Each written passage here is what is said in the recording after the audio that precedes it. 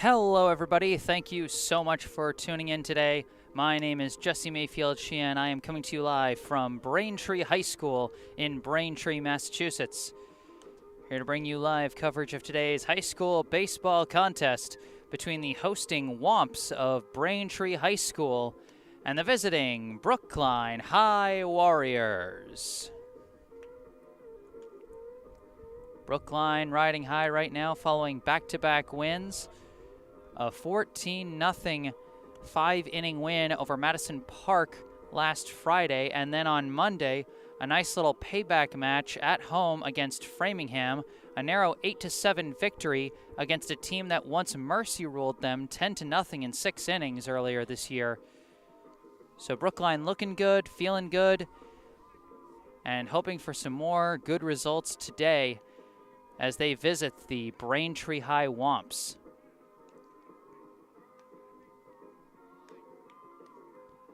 So without further ado, let's take a look at the starting lineups for the two teams today. First off, we'll start with the hosting Braintree High Womps. Leading off for Braintree today, the pitcher, number 16, Jordan Gorham. Batting second, the right fielder, number 3, Tim Carney. Batting third, the shortstop, number 5, Josh Donovan. The cleanup hitter and designated hitter, number 9, Jeff Charon. Batting fifth, the center fielder, number 23, Charlie DiMartino. Batting sixth, the first baseman, number 14, Jack Fitzgerald. Batting seventh, the catcher, number 11, Cam Grieve.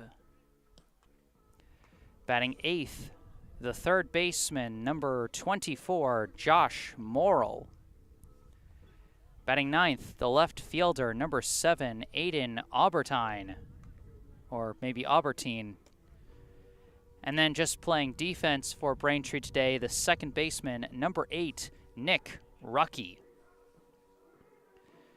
So that is the starting lineup for Braintree today. Gorham on the mound, Carney in right, Donovan at short, Charon the designated hitter, DiMartino in center, Fitzgerald at first, Grieve behind the plate, Morrill at third, Aubertine in left, and Rucky at second.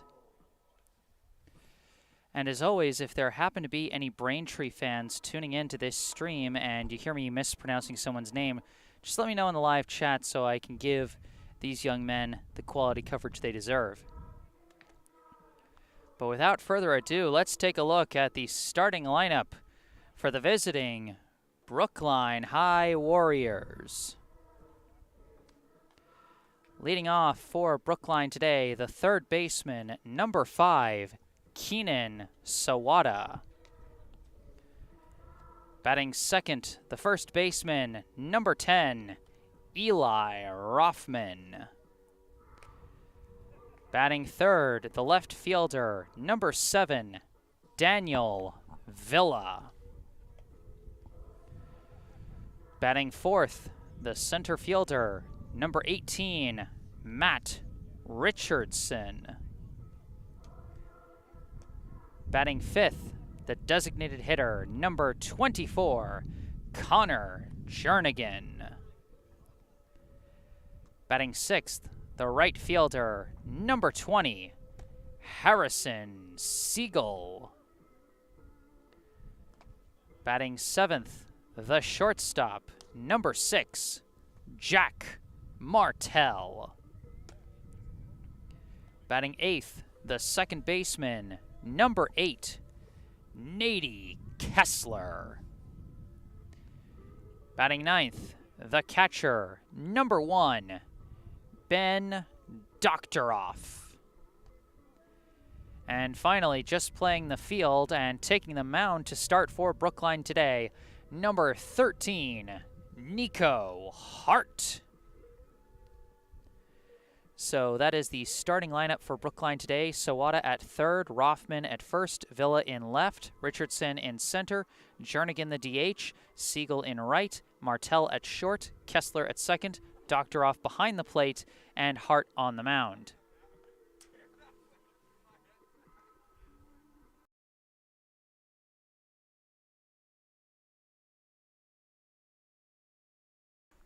Okay, so as always, if you end up enjoying this broadcast, be sure to hit the like button. Subscribe to the channel to stay up to date on all my upcoming live streams, because I got plenty coming up through the rest of this week. I got baseball again tomorrow night at Boston Latin Academy. Then I got Brookline Boys Volleyball hosting Cambridge Friday evening. And then on Saturday, early afternoon game for baseball as they visit Needham on Saturday to make up a previously rained out contest. So be sure to subscribe to the channel to stay up to date for all of those upcoming live streams. And as always, if there's anything you'd like to let me know, if I'm mispronouncing a kid's name, if there's any technical issues you'd like to bring my attention to, or any comments you want to make on the game, feel free to say it in the live chat. I don't expect things to go perfect from a technical standpoint today. Wi-Fi has a history of being shaky for me out here in Braintree, and it was a bit shaky before the game. Seems steady now, but I don't have the highest amount of faith in it to stay that way.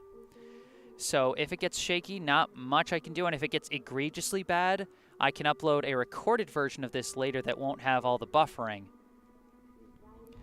And then, of course, if there's any issues on the audio side, you know, sometimes I hear things differently through my headset than you guys hear on your end of the stream, so please let me know. There was one time where my audio was a complete mess.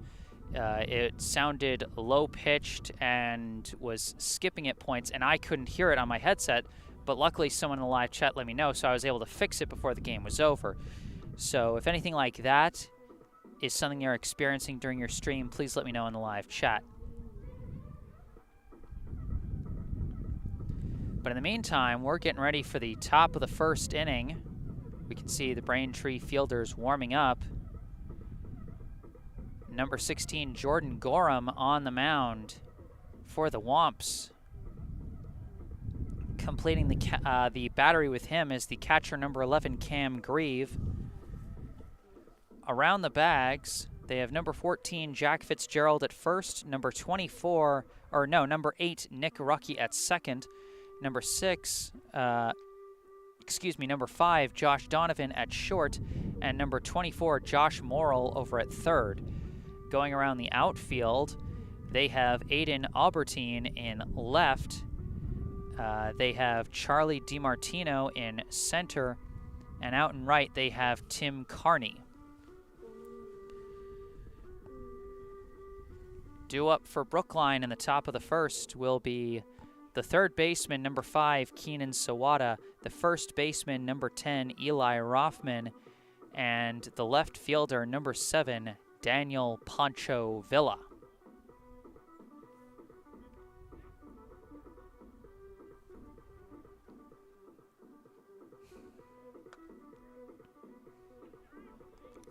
Brookline coming into this contest with a record of 4-9. They're riding a 2-game win streak after wins against Madison Park and Framingham. And they're hoping to keep this going.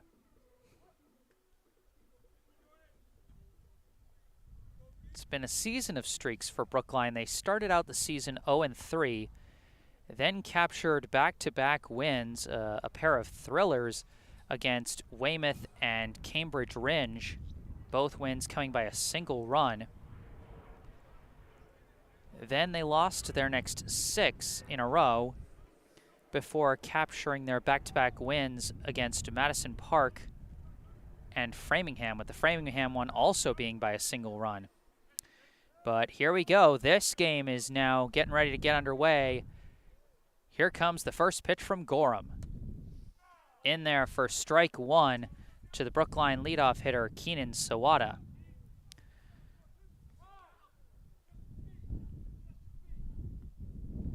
Sawada so far this season 6 for 37 with a team leading 8 walks, 4 steals, 6 runs scored, and 3 RBI. As he slices this one foul for strike 2. Sawada hasn't had much trouble getting on base of late, but he's had trouble getting the base hits. He's been without a base hit for a little over 2 weeks now.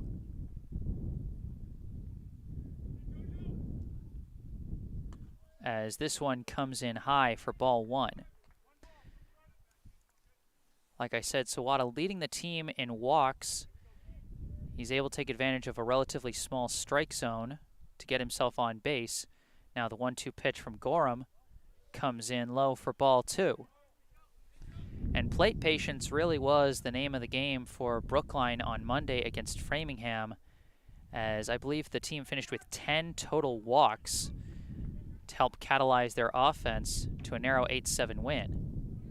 And that one misses just inside. Sawada has patiently fought his way back from an 0-2 count to a 3-2 count to start the inning.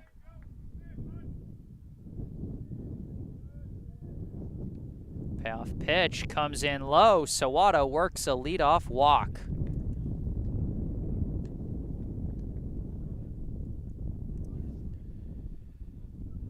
So leadoff man at first. Now coming to the plate, the first baseman and co-captain, number 10, Eli Rothman.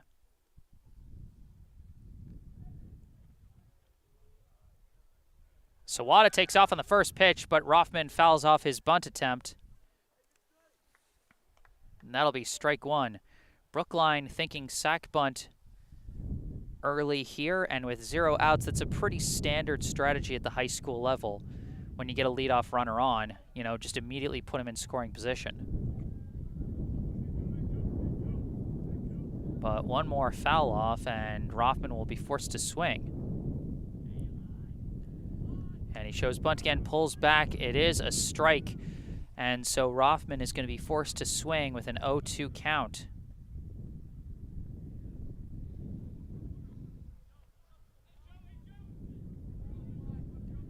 You can hear there's a bit of a breeze out here in Braintree on a pretty cloudy day. 0-2 pitch. Misses outside, ball 1. Rothman so far this season batting 6 for 28 with 2 walks, a team leading 2 hit by pitches, also leads the team in steals with 5, has 2 runs scored and 4 RBI. And he swings and misses. Rothman goes down on strikes. Cannot advance the runner despite the attempted sac bunt. And so it'll be a runner at first with 1 down. Up comes the left fielder, number 7, Daniel Poncho Villa.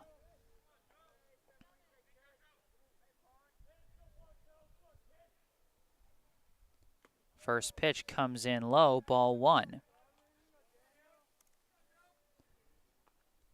Villa, despite his frequent spot in the meat of the lineup, he actually leads the team in runs scored with 8. He is batting 7 for 29 with 4 walks, 3 steals, and also 3 RBI. As that one is in there for strike 1.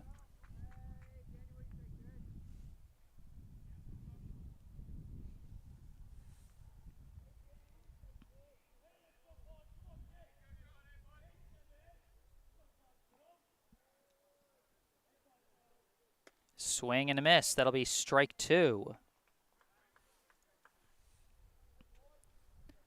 Brookline still looking to put their first ball in play, as so far they've gone walk and strikeout to start the game.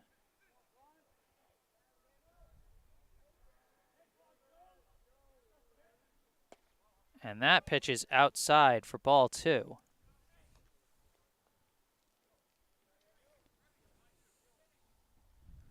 Two and two the count to Villa. Sawada still leads off from first. Runner does not take off.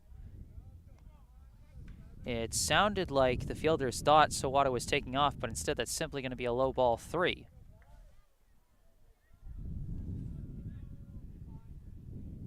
Another full count. Payoff pitch, and it's fouled off, and Villa stays alive as it actually bounces off the pole for one of the field lights, and it ends up in the glove of Fitzgerald. Having a little fun there here in the top of the first. And it looks like they're going to exchange, or at least look at the baseball to see if they want to exchange it after it bounces off the light pole there.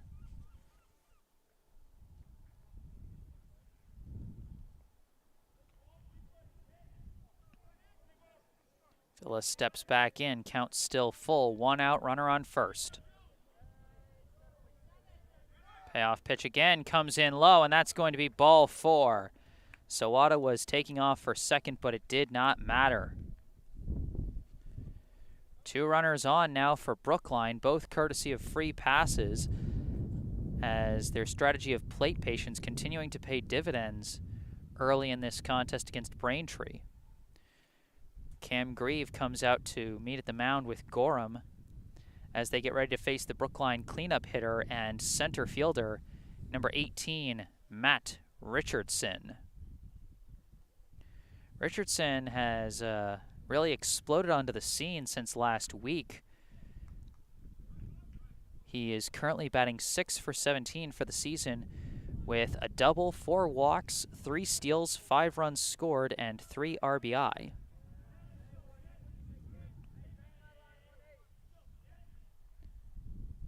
First pitch in there for strike 1.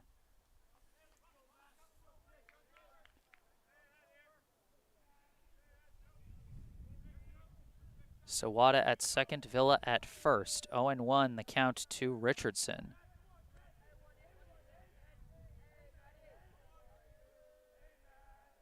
Gorham checking on Sawada as he dances off from second, and he finally steps off the rubber. Does not attempt any throws.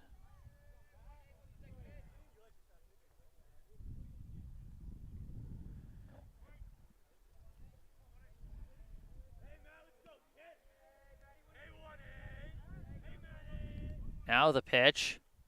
In there for strike 2. Richardson frozen on the first 2 pitches, and now he's in an 0-2 hole.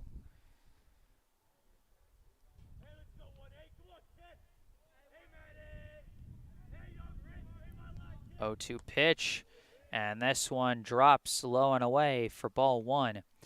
We've seen this pattern a lot this inning. Gorham gets a nice 0-2 lead, and then he starts trying to get the hitters to chase, and the Brookline hitters, for the most part, have not been chasing this inning, and as a result, they've drawn 2 walks. This one's contact, and that's going to go into the outfield. The second fielder slipped. Sawada stops at third.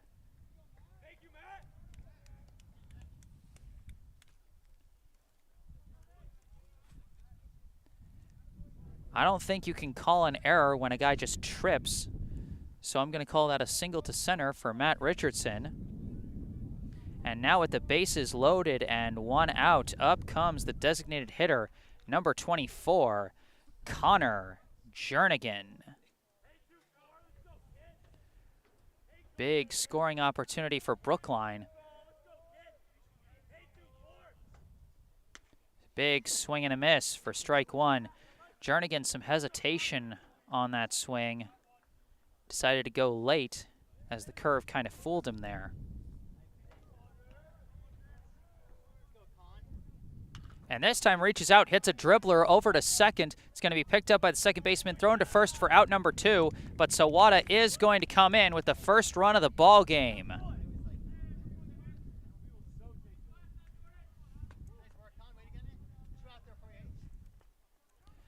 And with that, Connor Jernigan now has sole ownership of the team lead in RBI this season. That was his 6th. As now up to the plate is the right fielder, number 20, Harrison Siegel. First pitch, and he chops it foul. And it's going to land harmlessly for strike 1.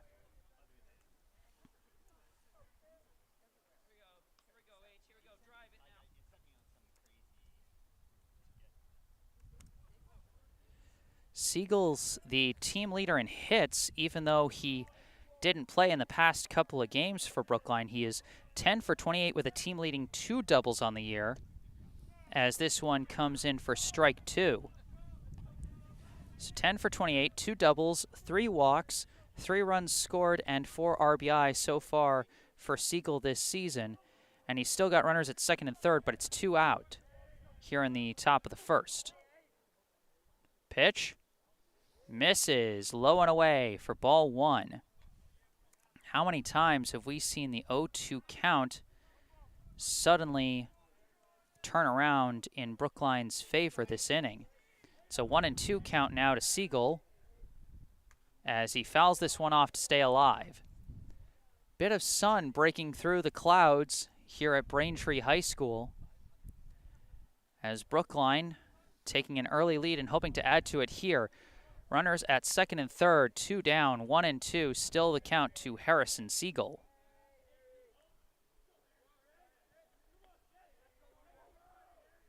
And this pitch comes in high for ball 2.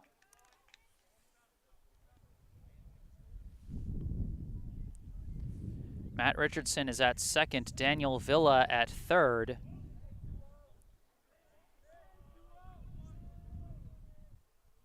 And a swing and a miss. Fooled him with the curve on that one. And Siegel goes down swinging. Gorham escapes the jam with minimal damage. But Brookline does get on the board and takes a 1-0 lead over the Womps.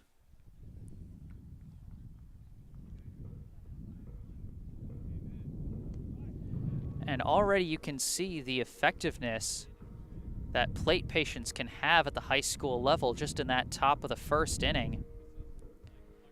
Brookline only put 2 balls in play that entire inning, and yet one of those was a single that loaded the bases, and one was an RBI groundout, as they were put in a position to bring runs in thanks to a pair of walks.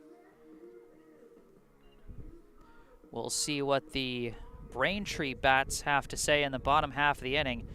Due up in the bottom of the first will be first the pitcher Jordan Gorham, hoping to help his own cause.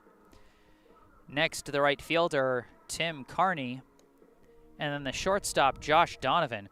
They will be facing off against a guy that we haven't seen on the mound for Brookline in quite some time. That is number 13, Nico Hart.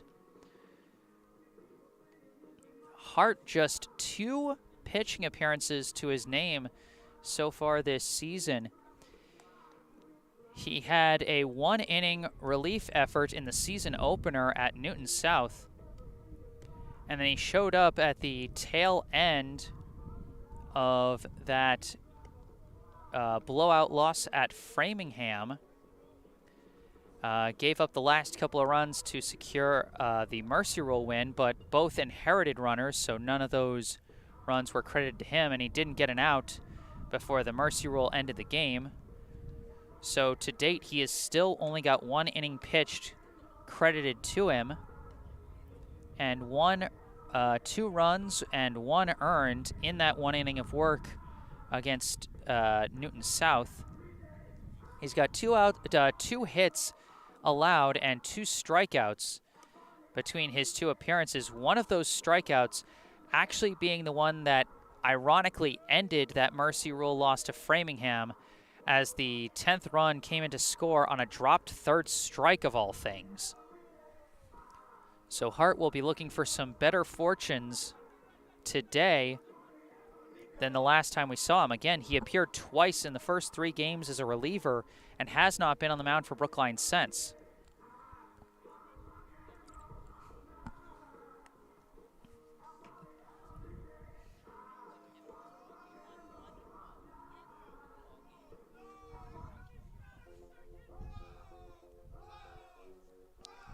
Leading off for Braintree will be the pitcher, number 16, Jordan Gorham. Gorham hoping to help his own cause here in the bottom of the first after surrendering the game's first run. And his first pitch is a hard grounder, fielded cleanly by Martell and thrown to first. quick 1 pitch, 1 out to start the pitching outing for Nico Hart.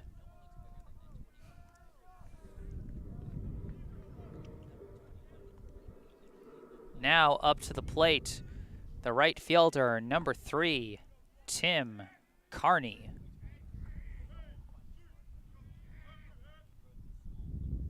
First pitch misses outside for ball 1.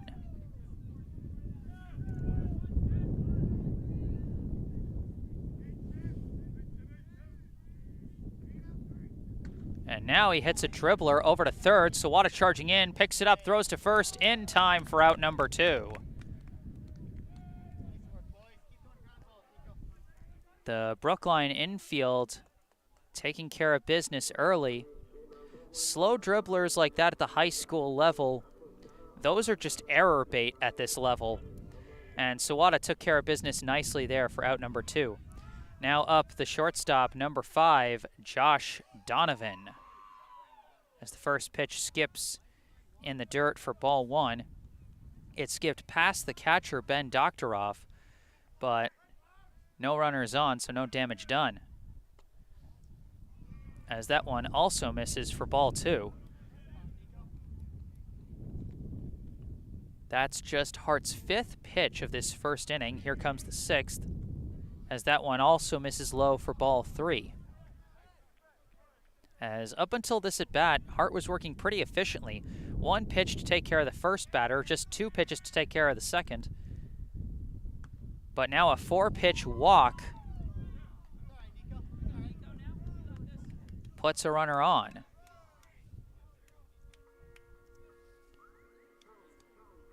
So as Hart tries to resettle himself, up comes the cleanup hitter and designated hitter, number 9, Jeff Charon. First pitch in there for strike 1. Josh Donovan leading off from first with 2 outs here in the bottom of the first inning. Pitch big, swing and a miss for strike 2. 0-2, the count now to Charon. And Donovan takes off, and he reaches out, hits one right back to Hart. Well fielded and underhanded for out number 3. Nice snag on the hard grounder by the pitcher, taking care of business himself to end the first inning.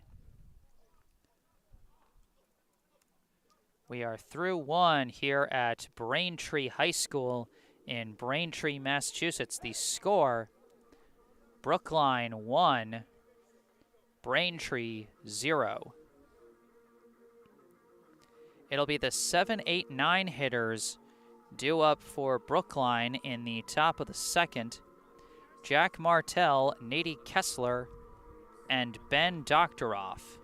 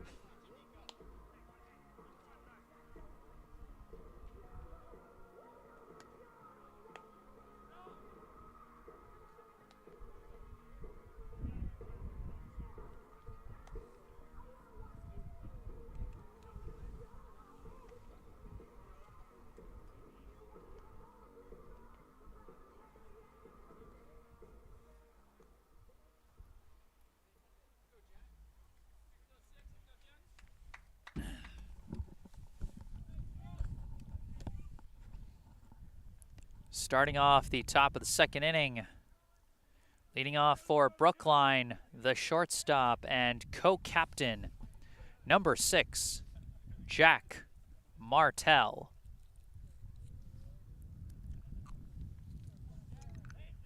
Gorham back on the mound after a shaky first inning. Now the first pitch to Martell, in there for strike one.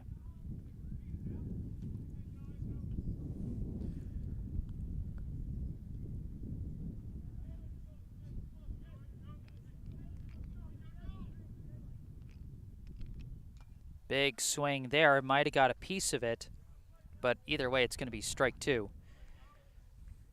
Martell recently shook off a really bad slump to the start of the season, got his first hit of the year against Framingham on Monday.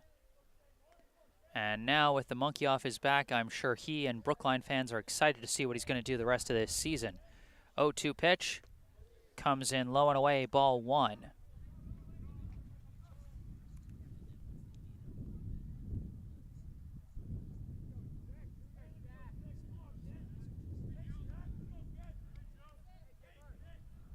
One-two pitch also misses low and away. That's going to be ball two.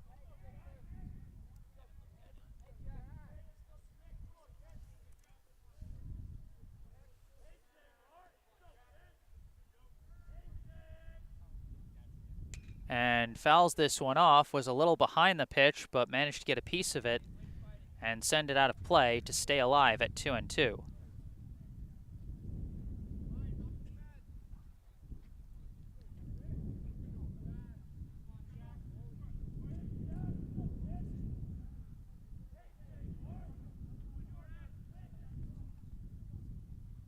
And that one's in there for strike three. He catches Martell looking for out number one. Now coming to the plate for Brookline, the second baseman, number 8, Nady Kessler.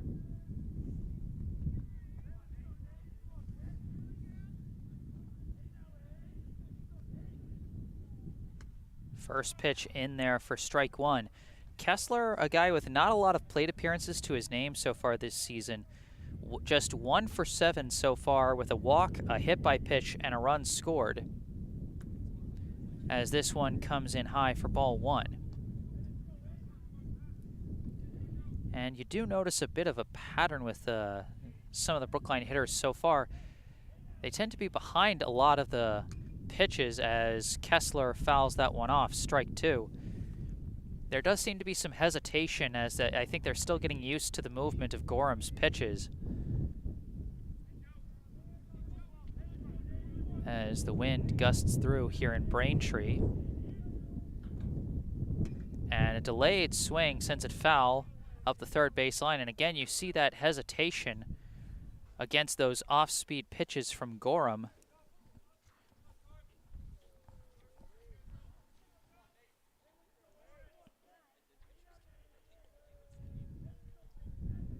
Now the 1-2 comes in high for ball two.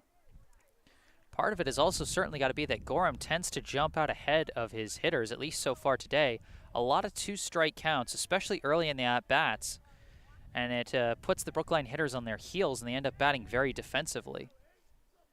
2-2 pitch. In there for strike three. He fools another batter. His second straight looking strikeout.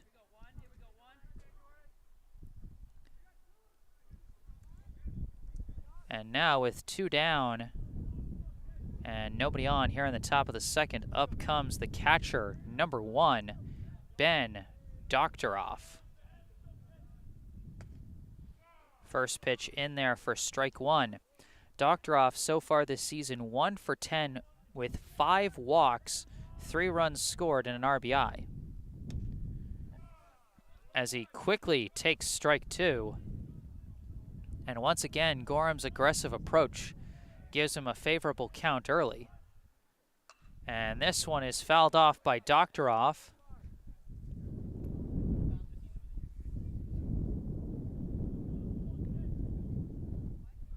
Stays at 0-2.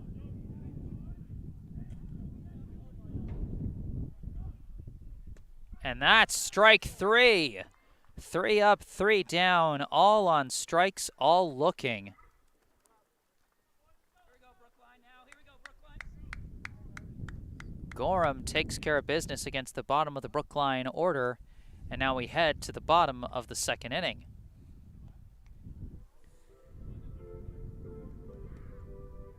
Due up in the bottom of the second will be the 5, 6, 7 hitters for Braintree. Charlie DiMartino, Jack Fitzgerald, and Cam Grieve.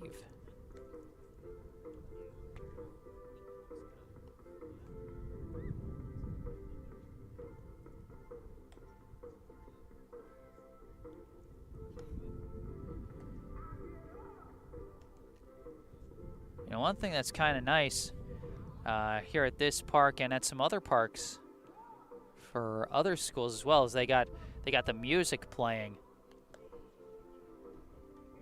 You know, don't get me wrong, I love the tranquility of a quiet ballpark sometimes. It can be a really peaceful zen kind of place that can fit the general atmosphere of baseball to a degree.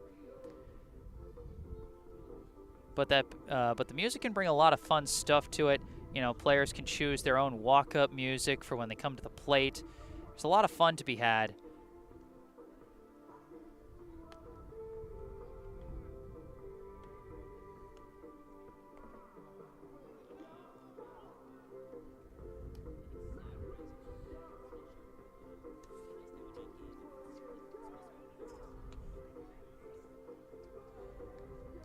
And so here in the bottom of the second inning, Nico Hart returns to the mound for Brookline after a strong first inning. 3 groundouts sandwiched around a walk.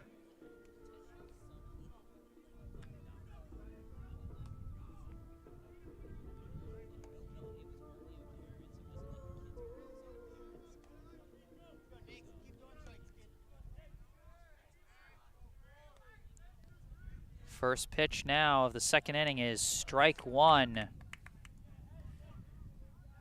As leading off for Braintree is the center fielder, number 23, Charlie DiMartino. That one is high and inside for ball 1.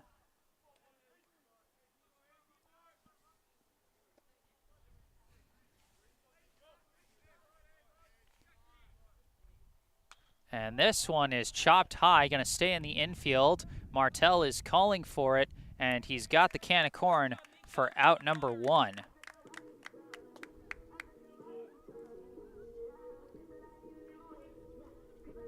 Now at the plate, the first baseman, number 14, Jack Fitzgerald.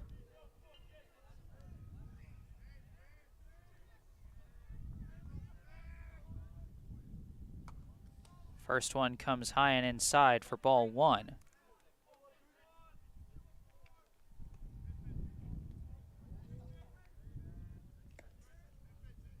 And this one's hard contact, but a little out ahead of the pitch. And so he fouls it up the left field line.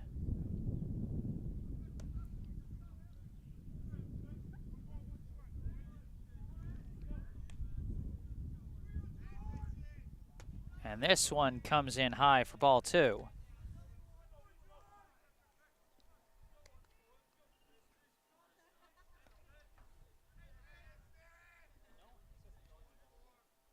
This one's hard contact right into center field. It's going to drop in front of Richardson for a single.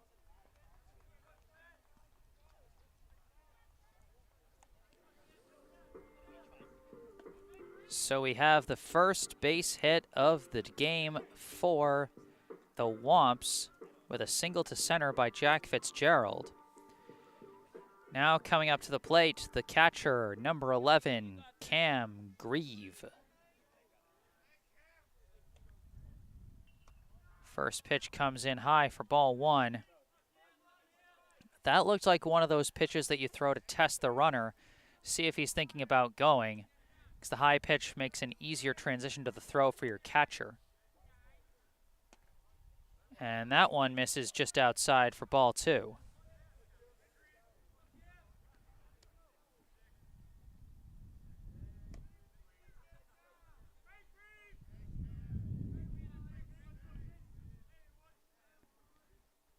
And now he makes contact, sends it out to right center. Outfielders on their horse. Nice catch by Richardson. The range of Matt Richardson. that fans of the Brookline football team know well from his time as a safety for the Warrior football team. He shows it off there, that same range in center field for the second out of the inning. Now at the plate, the third baseman, number 24, Josh Morrill. First pitch in there for strike one. Interestingly enough, all but one hitter for Braintree so far has put the ball in play. And that one exception was the two-out walk by Donovan as Morrill takes strike two. Almost the exact reverse of how Brookline's fortunes have gone at the plate so far. As for Brookline, only two hitters have put the ball in play at all through 2 innings. As this one misses outside for ball one. It really does show the heavy emphasis on pitch to contact that the Brookline pitchers have. 1-2 pitch. Swing and a miss. I jinxed him, but I jinxed him the right way. First strikeout of the game for Nico Hart. Ends the second inning.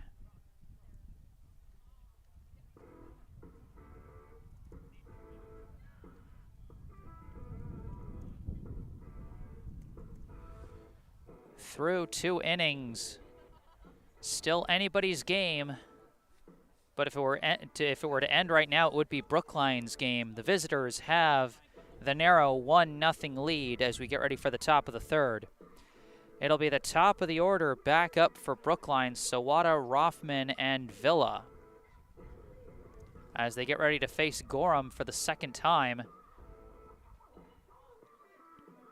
as Brookline has already managed to get their way through the order for the much coveted second time through the lineup. You know, I mentioned earlier how Gorham's pitches, the movement and the change of speed that he has, because he's got a fair amount of heat on his fastball, but he really pulls it back on his off-speed pitches, his curve and his change, and that causes a lot of hesitation for the Brookline hitters, I think. As you saw, a lot of hesitant swings, a lot of defensive swings, which is also due in part due to the aggressive approach that he has as a pitcher, quickly going to 0-2 counts against a lot of hitters, while the Brookline hitters tend to practice a lot more patience and, you know, try and get on base by any means, whether that's a walk or a well-timed swing of the bat. And it is interesting to see how the two different styles that these two teams bring are sort of matching up with each other. You know, like I said, the Brookline hitter is just 2 balls in play through 2 innings, and for Braintree, just 2 hitters who didn't put the ball in play. So very interesting juxtaposition as we head into the top of the third inning. Leading off for Brookline, the third baseman, number 5, Keenan Sawada. First pitch in there for strike one. Sawada led off the first inning with a walk after battling back from an 0-2 count, and he later came in to score on the RBI groundout by Connor Jernigan.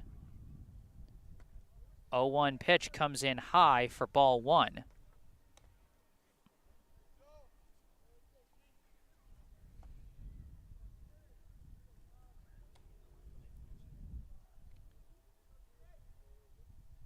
Big swing and a miss from Sawada. That'll be strike two.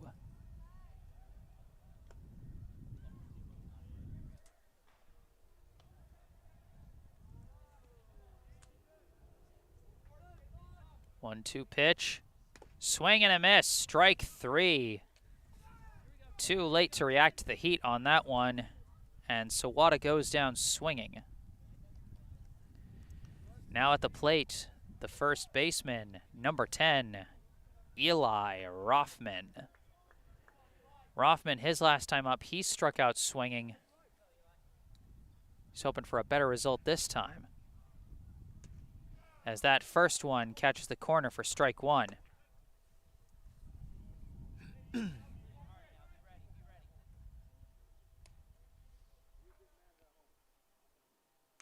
Delayed swing, fouls it off for strike 2. Again, you see the continued struggles of the Brookline hitters to match up the timing with Gorham's pitches as he mixes up those speeds well. 0-2 pitch comes in low for ball 1.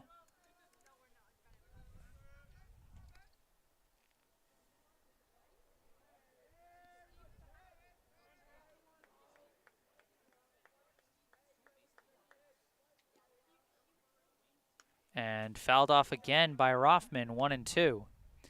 Was a little closer to timing on that one, still a little bit behind it and a little bit underneath it. My guess is Gorham's going to come off speed with this one to keep mixing things up. I was right, but it came in high, didn't curve enough. And that's a 2-2 count now to Rothman.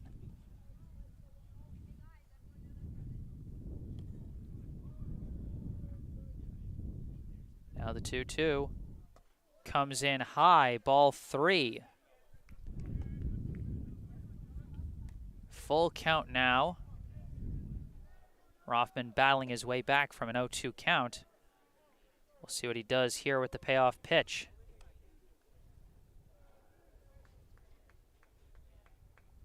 Brings heat and Rothman fouls it off.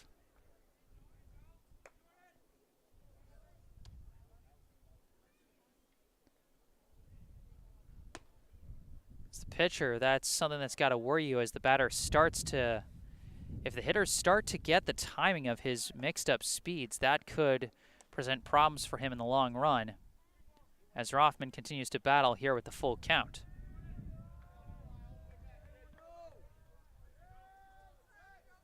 Another payoff pitch. And he gets a piece of it, but right into the catcher's glove. That's going to be strike 3. Rothman gave it a fight, but ultimately went down on strikes. That marks the 6th straight strikeout dating back to the end of the first inning. And that's now 7 strikeouts so far for Gorham as the first pitch to Daniel Villa misses ball 1.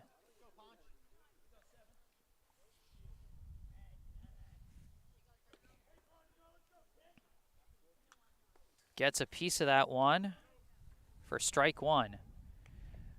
Brookline getting plenty of pieces of Gorham's pitches, but no real clean contact.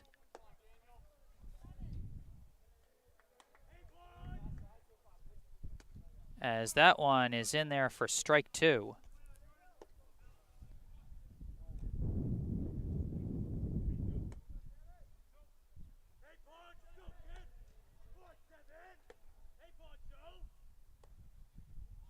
One-two is in there for strike 3. 3 up, 3 down. Once again, all on strikes.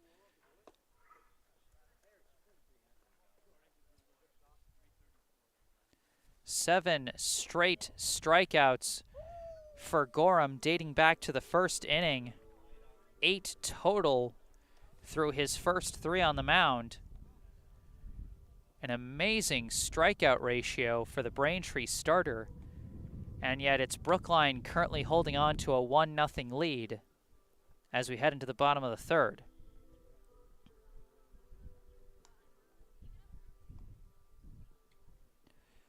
Due up for Braintree will be the 9-1-2 hitters, Albertine, Gorham, and Kearney. As Braintree due to start their own coveted second trip through the lineup here in the 3rd inning.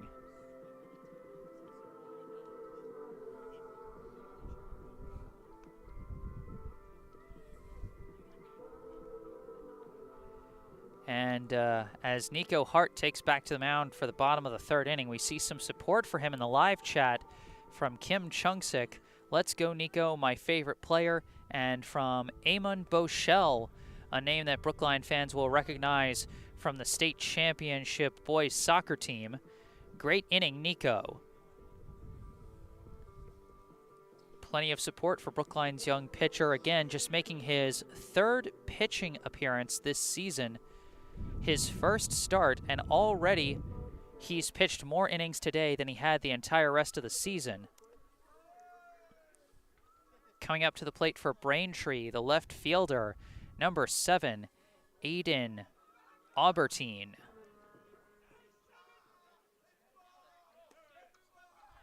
First pitch from Hart.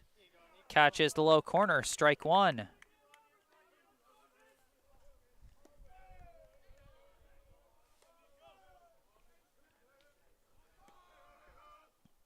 And this one is popped up foul.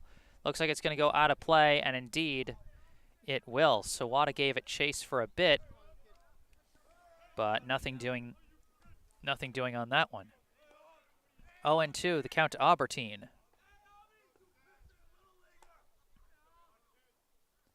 That one skips in the dirt for ball one.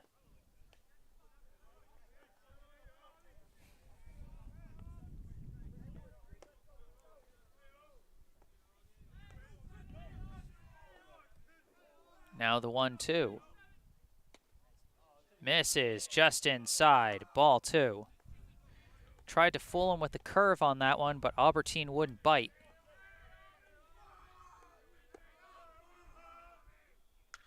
Cracks the bat on this one. It's out to right field. Siegel's not going to get there in time. This is going to go for extra bases. Aubertine running down to second as the ball gets back into the infield in time to hold him to a double. First big hit of the day comes from the number 9 hitter. A double to right center by Aiden Aubertine. And now with a runner on second to start the inning, we cycle around to the top with the pitcher, number 16, Jordan Gorham.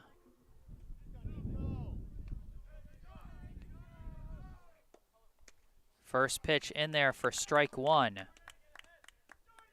Already a longer plate appearance than last time, as Gorham led off the bottom of the first with a first pitch swing and a ground out to short. Shows bunt for a second, but hesitates and takes strike two. So there will definitely be no bunting in this situation now with an 0-2 count. Hart checks on Aubertine and delivers, and it's fouled off, and Gorham stays alive.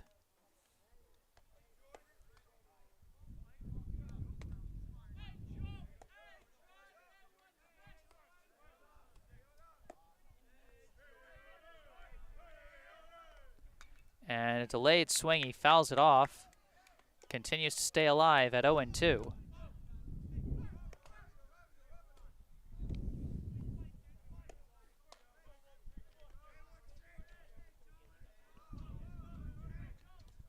And a delayed swing, he reaches out for a grounder over to second, fielded cleanly by Kessler for out number one. Runner does advance to third.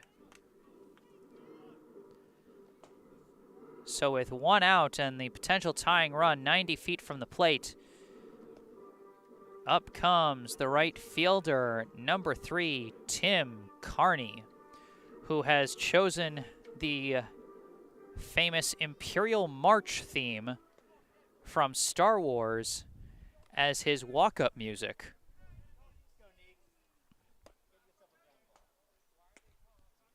First pitch misses just outside for ball one. Carney, his last time up, hit a ground out to third after just 2 pitches. 1-0 pitch makes contact. This one's going to go to center, and this game will be tied. Aubertine comes in to score, and Tim Carney delivers the game-tying hit.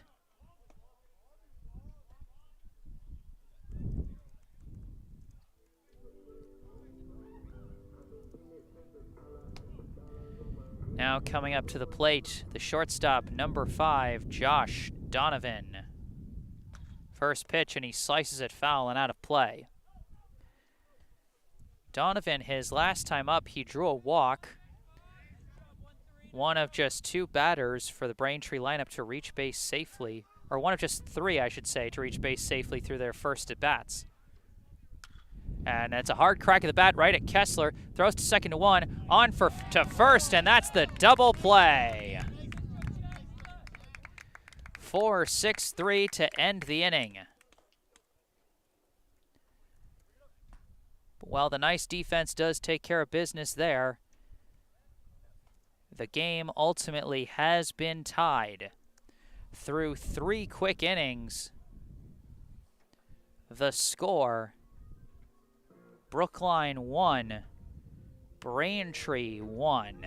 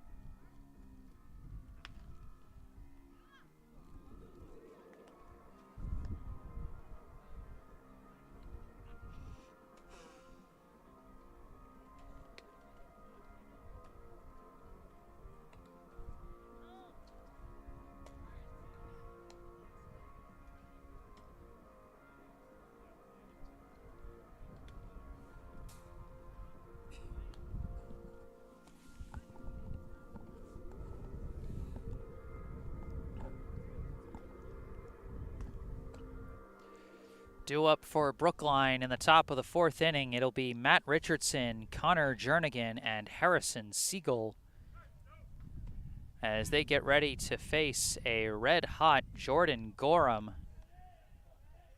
who retakes the mound for his 4th inning of work for the Womps. Through the first 3 innings, he has struck out 8 batters, 7 of them consecutively. We'll see if that streak continues here, and it won't. A first pitch grounder by Richardson over to short, thrown to first. Oh my, oh, he didn't beat it.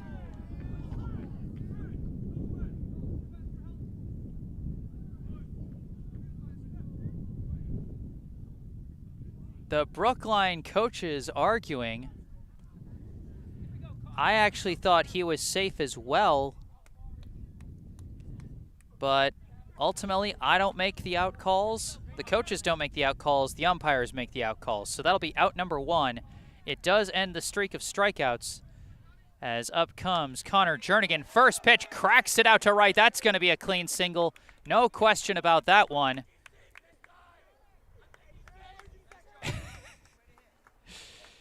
So 2 big first pitch swings for Brookline, and they're putting the bat on the ball against Gorham here in the 4th inning. Jernigan now at first, as up comes the right fielder, number 20, Harrison Siegel.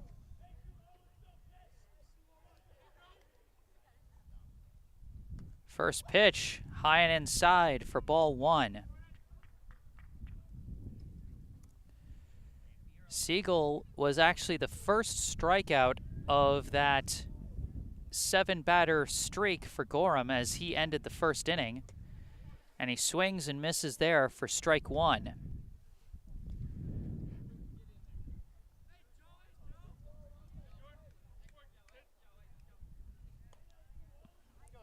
A 1-1 count to Siegel. And this pitch is chopped foul for strike 2. Wasn't technically out of play, but was out of reach for Fitzgerald.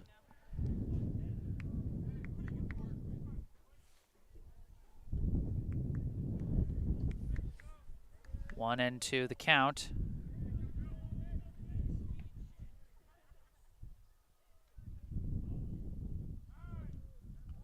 And we got a timeout called. Feels like one of those timeouts you call just to throw off the pitcher's timing.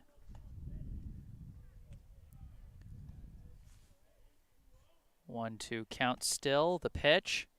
Swing and a miss, and Siegel goes down on strikes again.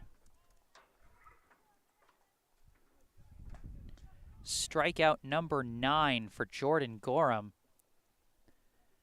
As up comes the shortstop, number 6, Jack Martell.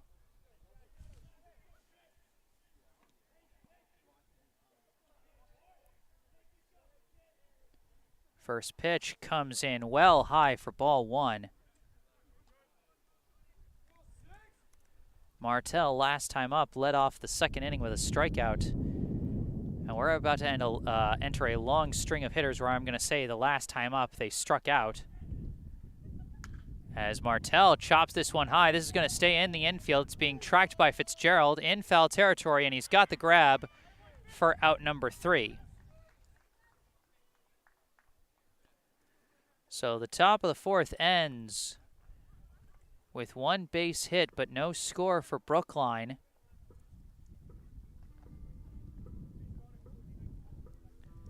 But the Brookline hitter is starting to put the bat on the ball. But can they find enough offense in time? Brookline coach Brendan O'Connor still talking with the first base ump, as he thought Richardson beat the throw to first.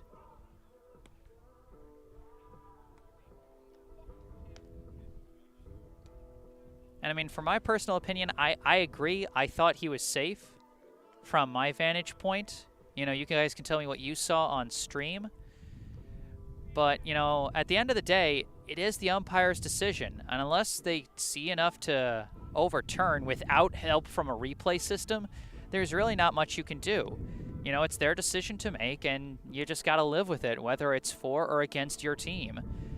You know, and I will always say, you know, be respectful to your local umpires, especially at this level, because we don't have enough of them, and the numbers keep going down, and they're going to keep going down unless, you know, unless we do our part to make it a nice enough job to keep people around. We need them for these games to happen. Due up for Braintree, leading off, the designated hitter, number 9, Jeff Charon. First pitch from Nico Hart. In there for strike 1.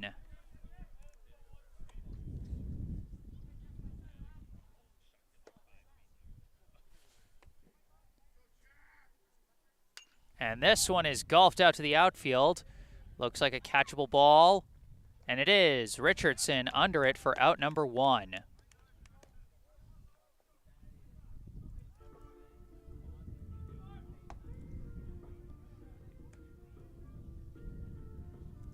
Now up, the center fielder, number 23, Charlie DiMartino. DiMartino, his last time up, he led off the second inning with a pop out to the shortstop.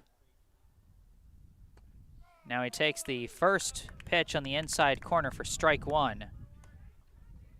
You know, Hart's pitching outing thus far, it hasn't been as flashy as Gorham with his million strikeouts, but Hart's gotten the job done as he induces another grounder, fielded by Martell, and a bit of a stretch for Rothman, but he does the split to get out number 2.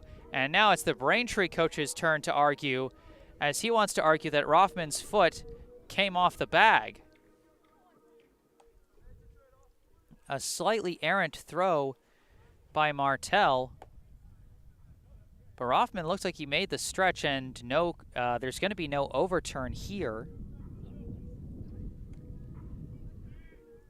I'm afraid I'm going to come across as a homer, you know, saying, oh, I thought this Brookline player was safe, but I thought this Braintree player was out. But, I mean, you guys tell me what you saw on the stream, as this first pitch is inside for ball 1. This is the first baseman, number 14, Jack Fitzgerald. And he cracks it long and deep to left field. They're just looking up and watching it go. Around the bases, Jack Fitzgerald, as he launched that one over into the residential sector beyond the left field fence. He rounds the bags and gives Braintree a 2-1 lead with one swing of the bat.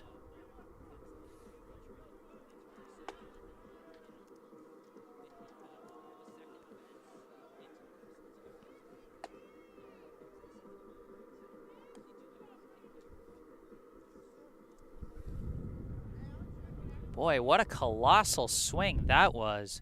You don't see too many no-doubters like that at the high school level. You don't see many home runs, period, at the high school level. And now up to the plate, the catcher, number 11, Cam Grieve, as the first pitch in the dirt for ball one. And this is going to be the real mission for Nico Hart. You know, he just allowed that huge blast to surrender the lead. He's got to recollect himself, as that's another pitch in the dirt for ball two.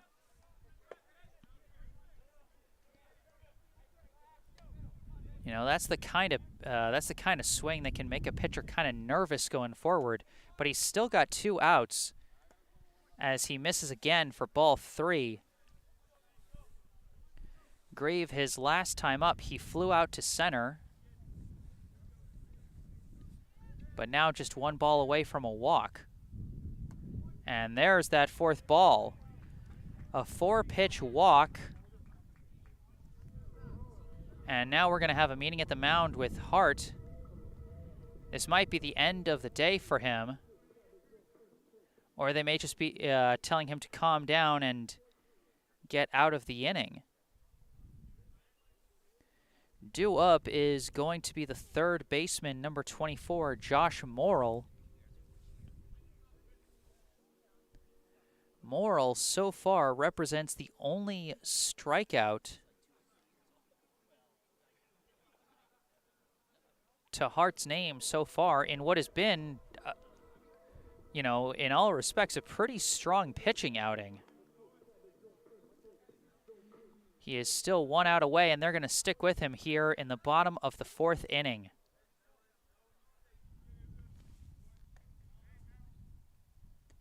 First pitch curves in there for strike 1.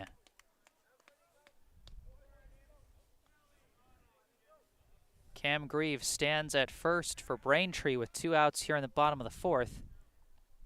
And this one is fouled off by Morrill for strike 2. One big swing of the bat by Jack Fitzgerald has changed the outlook of this game entirely, giving Braintree a 2-1 lead. 0-2 pitch, misses low and away for ball 1. Tried to get Morrill chasing, but he wouldn't bite on that one.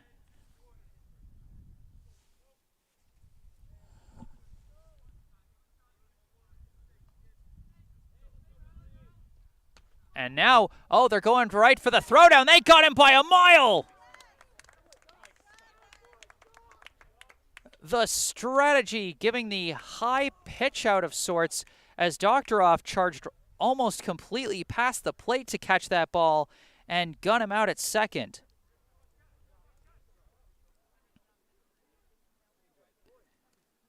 The defense backing up Nico Hart to end the 4th inning, but not before Braintree takes the lead. The score after 4, Braintree 2, Brookline 1.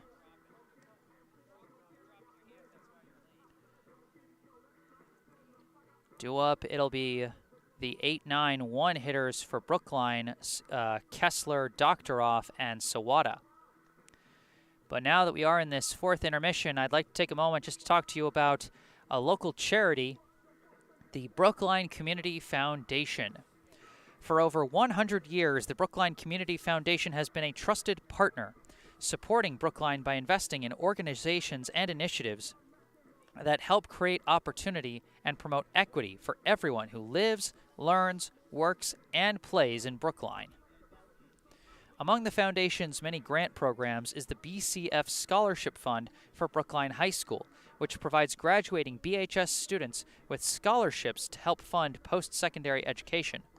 To date, 75 BHS students have received scholarships from this fund to help them as they build their futures. Your support is crucial to supporting Brookline youth as they embark on the next steps in their educational journeys. Visit brooklinecommunity.org or call 617-566-4442 to learn more about the BCF Scholarship Fund for Brookline High School and how you can make a difference right here in Brookline. Once again, brooklinecommunity.org or call 617-566-4442. And remember, as always, you can get all the information you need about our local charity spotlight in the description section of this video. And if you know of any local charities that you think deserve a spotlight during these streams, tell them they can reach out to me. You can see my email address in the bottom right corner of your screen, jgms88@gmail.com. You know, I'm always happy to spotlight more organizations trying to do some good in the Brookline community. And I like to vary things up to let people know about as many different charities as possible. We're starting the top of the 5th inning now. Leading off for Brookline, the second baseman, number 8, Nady Kessler. First pitch comes in high for ball 1. Jordan Gorham now working with a 2-1 lead after the solo shot to left by Jack Fitzgerald in the bottom of the 4th. And that's going to be strike 1 to Kessler. Kessler, of course, his last time up, he struck out, as many players did during that long streak of strikeouts for Gorham, as he swings and misses for strike 2.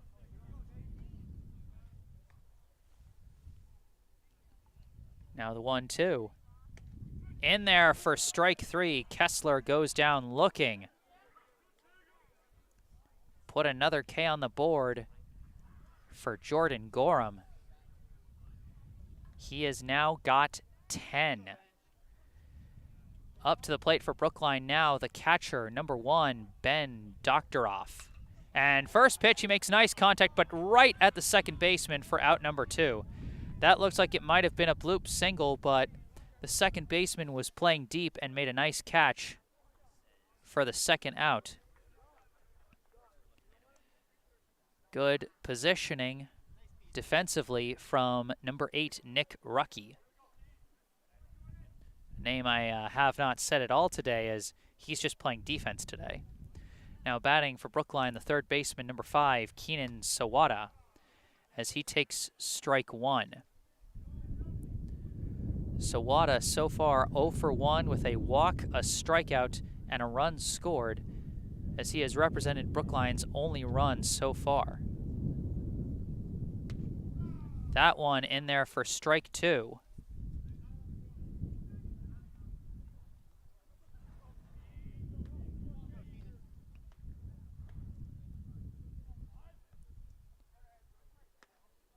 That one just misses outside for ball 1.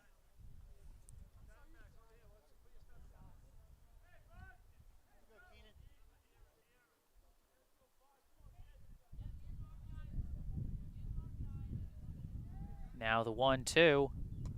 Well high for ball 2. Sawada has battled back from an 0-2 count before, but he's also gone down on strikes, so who knows what's going to happen this time, as the count is now 2-2. Comes in low, ball 3. Sawada showing that plate patience.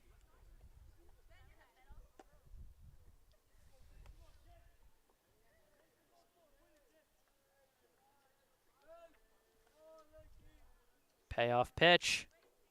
In there for strike 3. Sawada was getting ready to trot down to first, but that one was in there for the third strike and third out of the inning. Strikeout number 11 for Jordan Gorham as he continues his dominant outing. Brookline got off to a strong start in the first inning, 2 walks and a base hit. setting up an RBI ground out to get on the board first, but since then, it's been a struggle for them. They haven't gotten a runner past first base. And for that matter, just one base runner to their name, as 3 of the past 4 innings have gone in order for the Brookline hitters. Connor Jernigan, the lone base hit in that sea of outs. Nico Hart returning to the mound for Brookline, as he's been having a strong outing of his own. You know, you take away a couple of big cracks of the bat, and this would be a shutout. You know, that double to right center by Albertine and that home run by Fitzgerald, you take away those, and Hart hasn't given up a thing. And I mean, you could say the same for Gorham. You know, you take away either of those walks, or, you know, you say that the second baseman doesn't slip and fall, allowing Richardson's single in the first. And, you know, then Brookline would have no runs. Strong pitching from both sides. Stepping back into the box will be the third baseman, number 24, Josh Morrill, and he takes a big swing of the bat, sends it out to right. Siegel on his horse, tracking it, and he's got it for out number 1. So 1 pitch, 1 out, as Morrill returned to the plate to lead off after Grieve was caught stealing second to end the 4th inning. And now 1 out, as up to the plate comes the left fielder, number 7, Aiden Albertine. Albertine shows bunt for a second, but pulls back, as that was some pinball off the dirt, off the umpire's mask, off the back shoulder of Doctoroff, all over the place. But it'll simply be ball 1. That one misses outside for ball 2. Hart possibly a little apprehensive of Albertine after he sent a shot out to right center for a double and later scored Braintree's first run, as this one skips in low for ball 3. Just 2 walks to Hart's name through this game so far, but now a 3-0 count. That one in there for strike 1.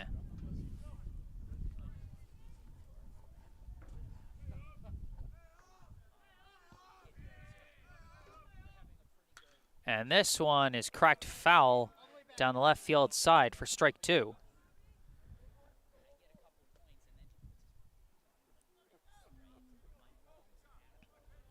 Full count now to Albertine. Payoff pitch, makes contact, sends it out to left. Sliding catch by Villa. Pancho Villa threw himself to the ground as fast as he could for that catch, as it was dipping low right in front of him. He hauls it in for out number 2.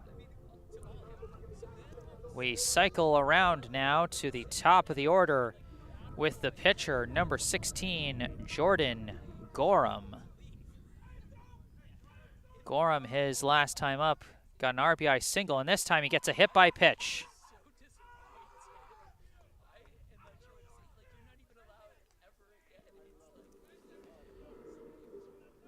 And actually, Gorham didn't get the RBI single. He got a ground out to second last time up. Now comes the batter who got the RBI single last time, and that's number 3, the right fielder, Tim Carney. My Wi-Fi is starting to look a little shaky. I hope it hasn't been too bad for you guys, but this is going to end the night for Nico Hart. And what a spectacular pitching outing for that young man. I mean, if he wasn't facing off against a stalwart opposing pitcher, and if he wasn't facing off against some really big bats like Fitzgerald, then this could have really been a spectacular outing. But that said, he is on the hook for the loss and leaves 1 inherited runner, assuming nothing changes here. Taking over for him will be number 9, Charlie Engelman.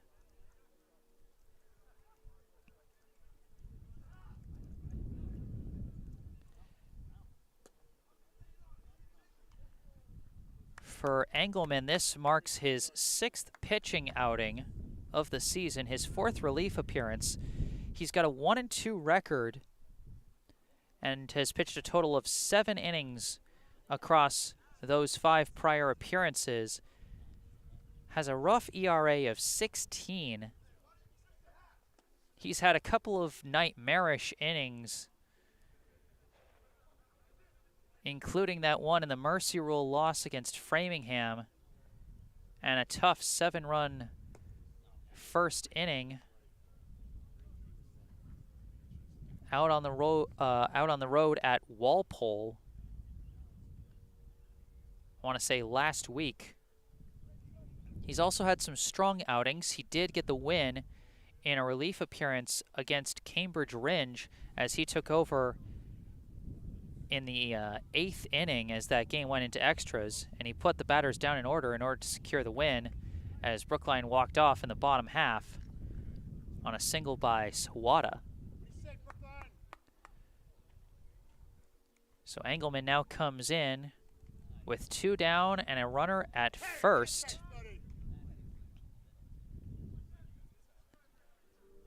And up to the plate now steps the right fielder, number 3, the Imperial Marchman, Tim Carney.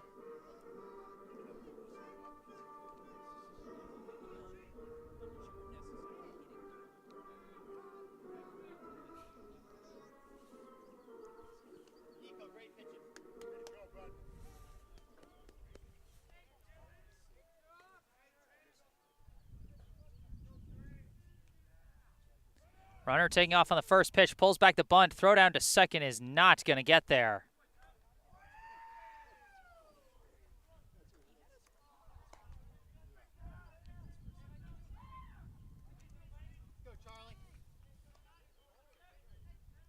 Want to know the count now to Carney. Gorham now standing at second. That pitch misses outside for ball 2.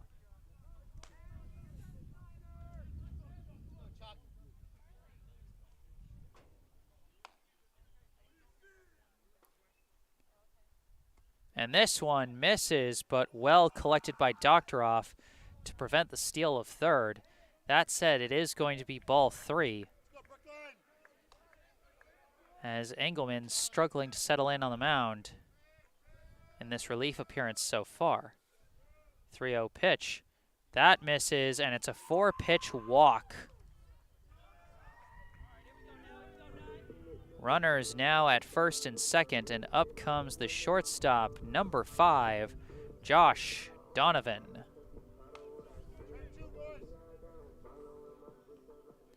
Gorham at second, Carney at first, 2 down here in the bottom of the 5th. That pitch catches the inside corner for strike 1.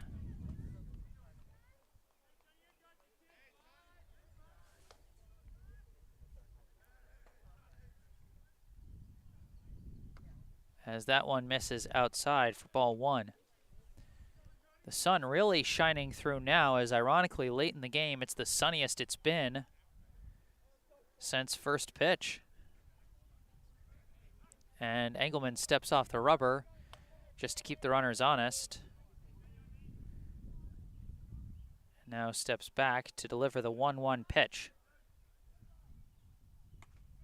In there for strike 2. 1-2, the count to Donovan. 2 down here in the bottom of the 5th. Runners at first and second.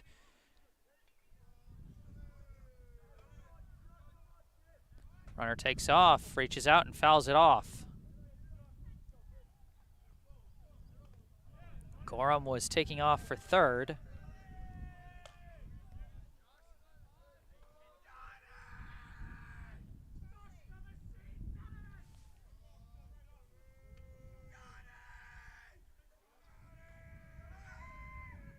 And a turnaround, attempted pick off of Gorham, but he gets back safely.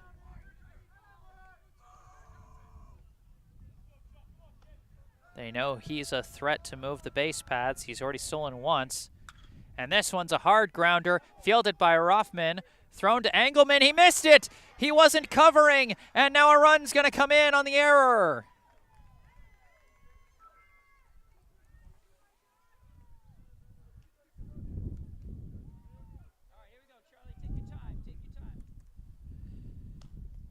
Donovan reaches on the E3. And Gorham comes in to score. Now at the plate, the designated hitter, number 9, Jeff Charon.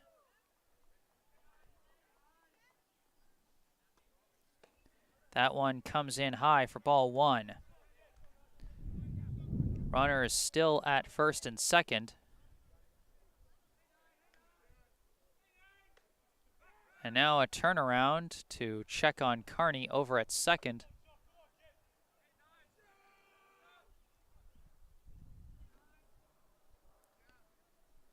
And now this pitch also comes in high for ball 2.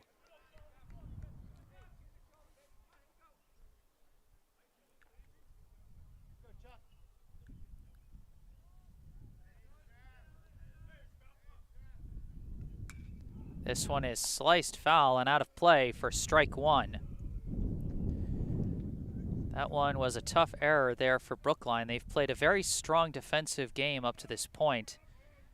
And to then surrender a run there, that's got to be tough. 2-1 pitch. Misses high for ball 3.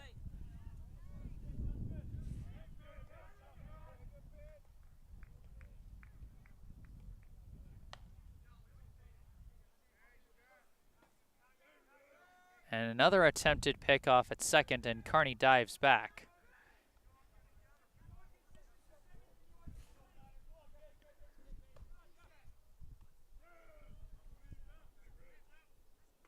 As this one misses for ball 4. Bases now loaded.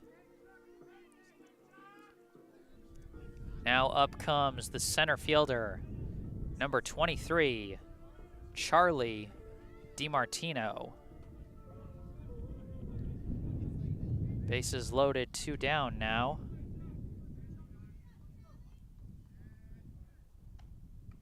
First pitch comes in high for ball 1.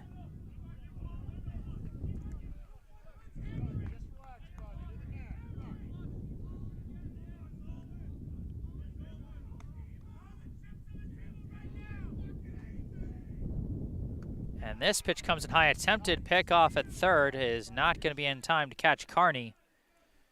And that will be ball 2 to DiMartino. Last time up, DiMartino grounded out to short. And before that, popped out to short. And this one comes in high, barely saved by Doctoroff from being a wild pitch.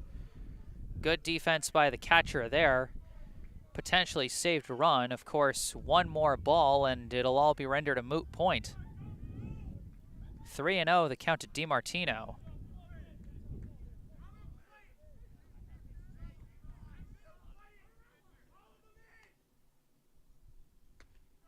And that one catches the outside corner for strike 1.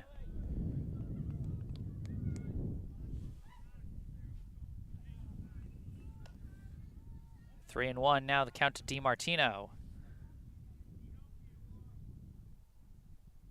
And that one comes in high, and the bases loaded walk is going to bring in another run for the Womps.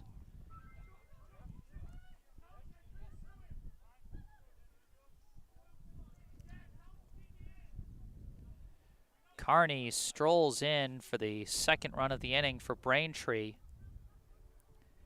And it looks like they might be yanking Engelman here, as he has walked 3 of the 4 batters he has faced since coming in for Nico Hart. And it's tough because they had the third out, but a bit of a miscommunication on that grounder to first. I'm not sure what happened, if Engelman wasn't getting there fast enough, if Rothman mistimed his throw. Whatever it was, Engelman is going to be pulled in favor of number 16, Jake Levin.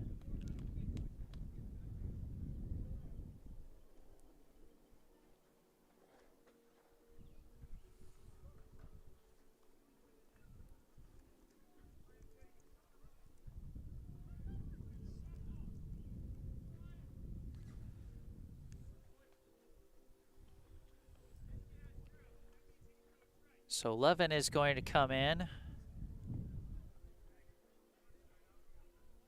He inherits 3 runners on the bases with 2 down here in the bottom of the 5th inning.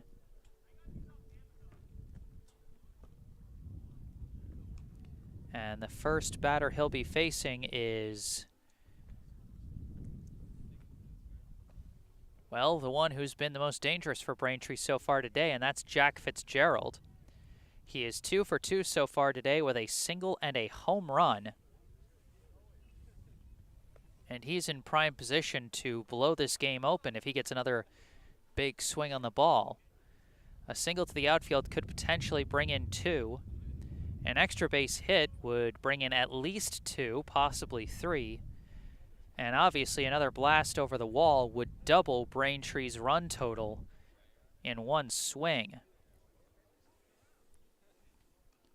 So a scary situation for Levin to be coming into.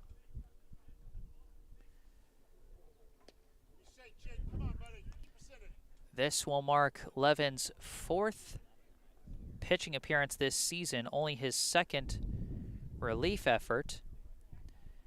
Through his last 3 appearances, he has a 1-1 win-loss record, 10.2 innings pitched, 8 runs, 6 earned on 6 hits, 5 walks, a hit by pitch, and 14 strikeouts for an ERA of 3.94.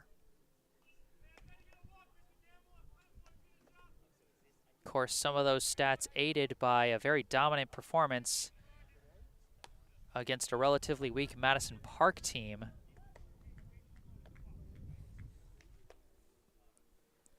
That came into Brookline's house as a Division V opponent, and of course that ended in a blowout 14-0 win in 5 innings.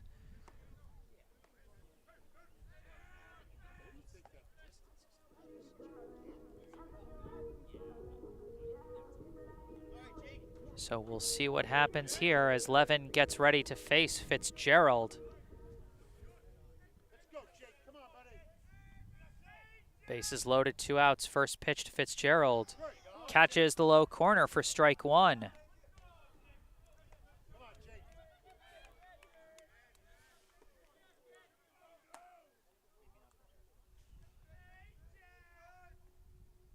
This one now low and away for ball 1.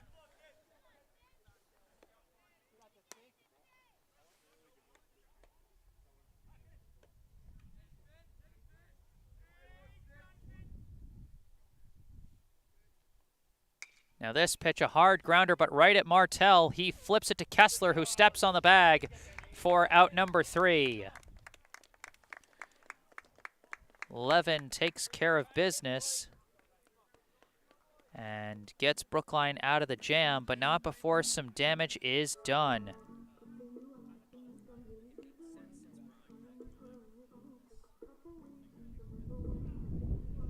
As we head into the top of the 6th inning, the score, Braintree 4, Brookline 1.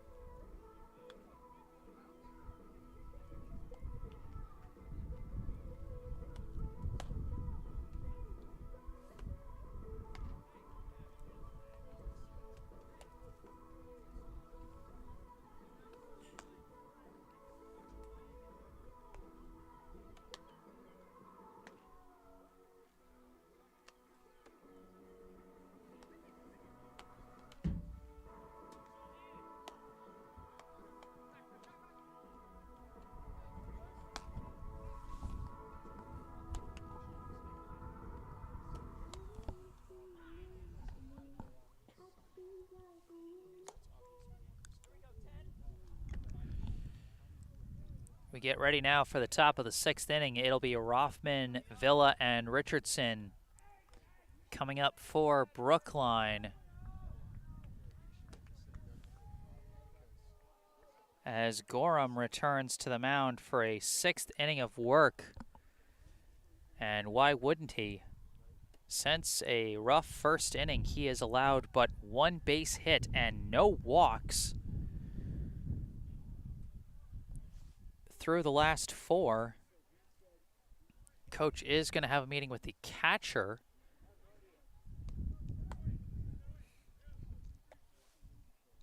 As he gets ready to face the Brookline first baseman, number 10, Eli Rothman.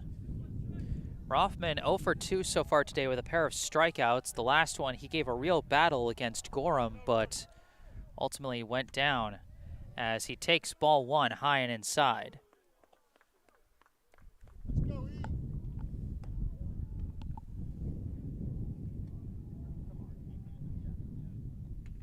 That one in there for strike 1.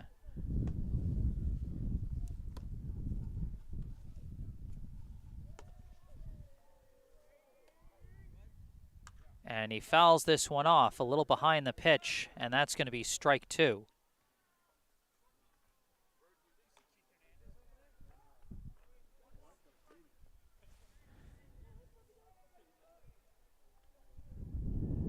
One-two pitch, and he fouls it off again to stay alive. Rothman's been able to foul off a number of pitches today, but he hasn't been able to put one in play. Come on, E. You're on him, buddy. Still 1-2.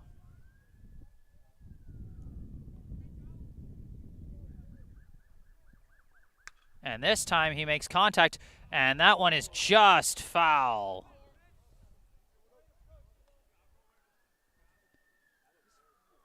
That was very close to going over the bag in fair territory, and if it had, might have been a base hit as it was taking a weird curve.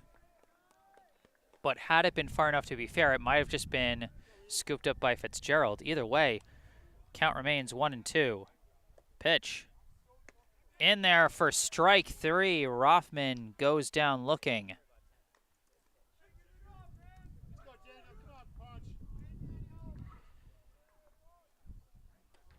Now up comes the left fielder, number 7, Daniel Pancho Villa.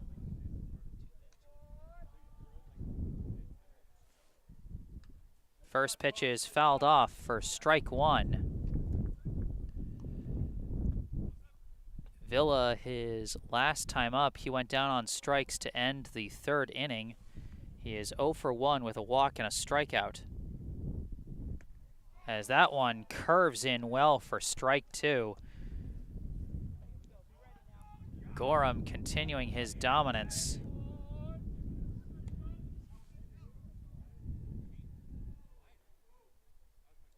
And that one dips in low for ball 1.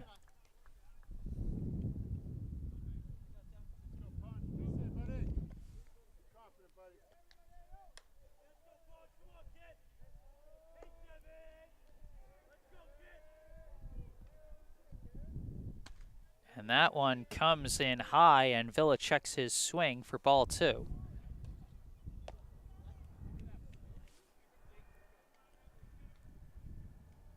The sun only getting brighter as we get deeper into the PM here.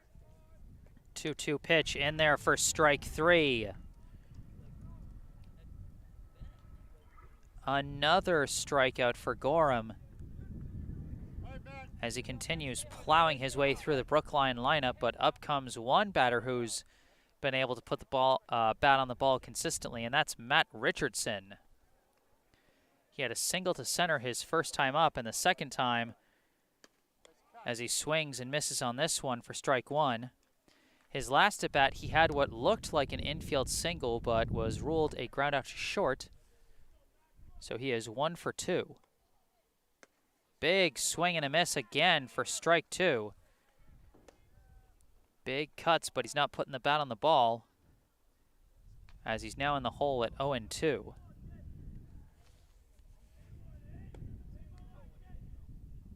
And this one he slices foul and out of play to stay alive.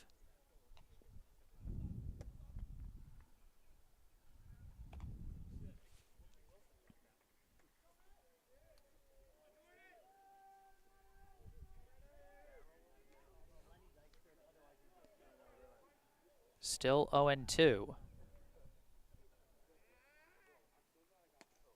That one comes in low for ball one. Gorham thought he was done for the inning, but instead it'll be a 1-2 count.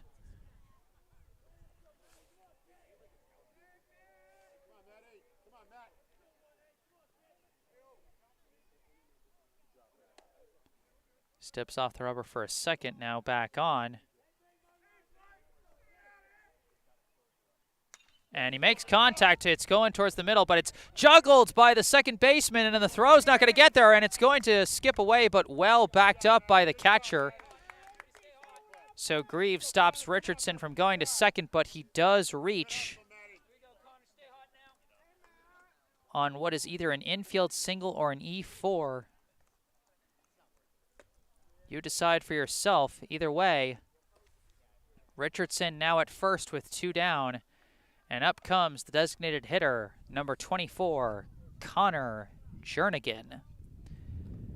Jernigan, his last time up, he got a single to right, and before that, an RBI ground out. So like Richardson, he's put the bat on the ball both times against Gorham. First pitch, big, swing and a miss, strike one.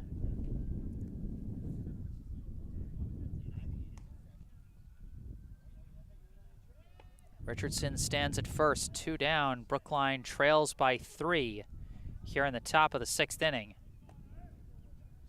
Richardson takes off, swing and a miss, strike 2, throw down to second. Richardson safe.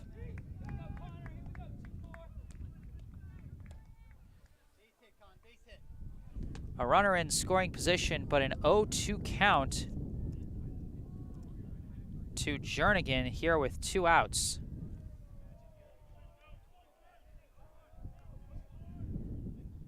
In there for strike 3.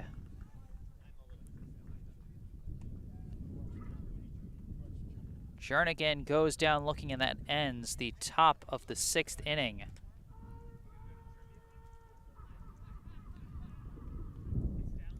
As we head to the bottom of the 6th inning, Brookline trails Braintree 4-1.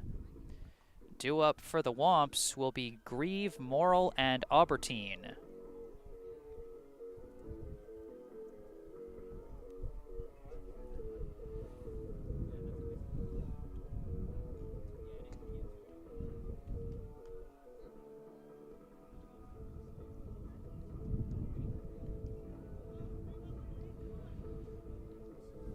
"14 strikeouts through 6 innings for Jordan Gorham. He is averaging more than 2 strikeouts per inning. Nothing short of dominant.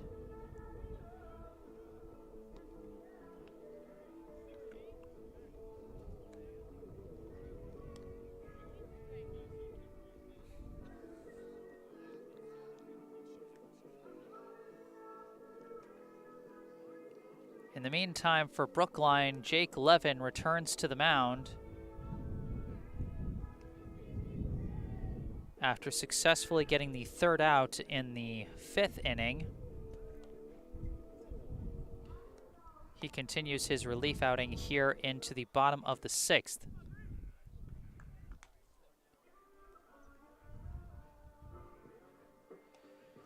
Leading off for Braintree will be the catcher, number 11, Cam Grieve.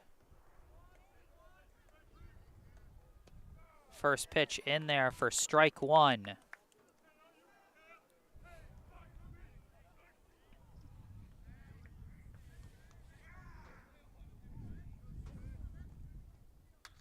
And this one's golfed out to left. Villa's chasing it, and he's got it for out number 1.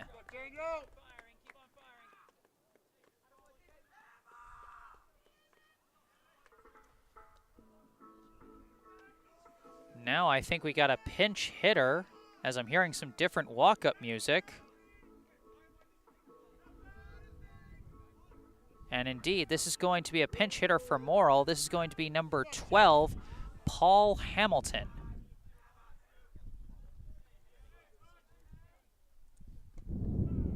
First pitch in there for strike one.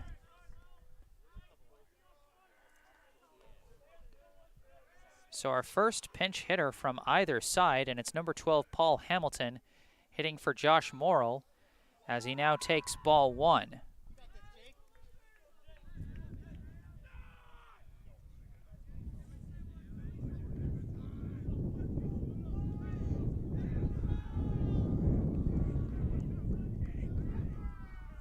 One pitch, and it's fouled just over the stands as a man on the phone showing off his matrix dodge abilities to get out of the way. Count now 1-2 to Hamilton. That one is high for ball two. They tried to get him with the high heat that time, but he was not chasing.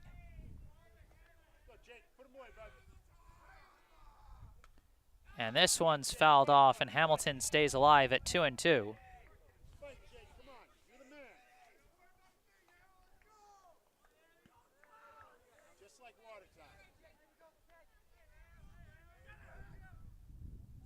And that one hits him.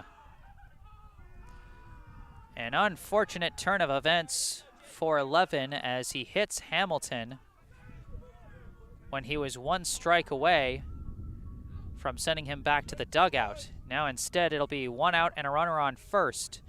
And up comes the left fielder, number 7, Aiden Aubertine.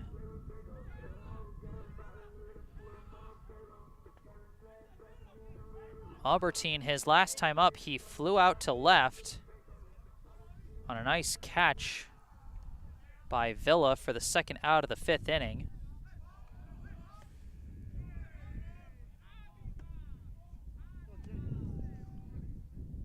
First pitch, he shows bunt, but pulls back. That'll be ball one.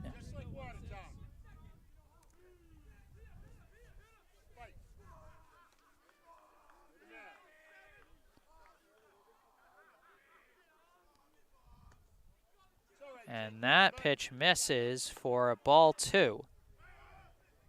2-0 the count to Aubertine, who is 1 for 2 so far today. And a pickoff attempt unsuccessful at first. As I was saying, Aubertine 1 for 2 today with a double and a run scored.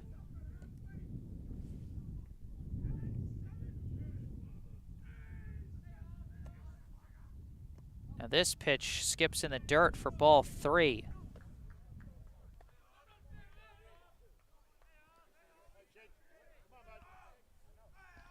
3-0 the count. Runner at first, 1 out. And another attempted pickoff. And we got a timeout now called to come out and check on their pitcher as he meets at the mound with Doctoroff and Coach O'Connor. This is one of those moments you just want to settle down your pitcher, get him to focus on the task at hand. You know, you had the second out, but the hit by pitch, you know, that happens. Shake it off, get back to business, and take care of the guy in front of you. Of course, it's going to be easier said than done with the current count. 3-0 the count to Aubertine. 11 the pitch, skips in the dirt, and that's going to be ball 4.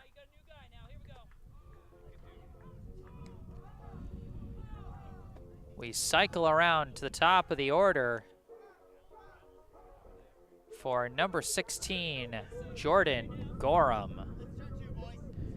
Gorham 0 for 2 with a hit by pitch, a stolen base, and a run scored, as his hit by pitch started that rally last inning that resulted in 2 runs. That first pitch misses low and away for ball 1. Hamilton is at second, Albertine at first. One down here in the bottom of the sixth. That one misses outside, ball 2.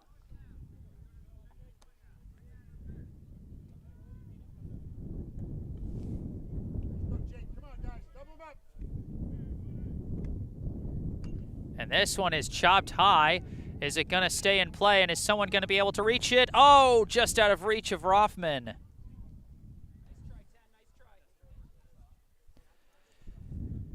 He might have been able to lay out for that one if he wasn't so close to the dugout building. It could have been potentially dangerous if he went much harder for that ball. 2-1. Now the count to Gorham.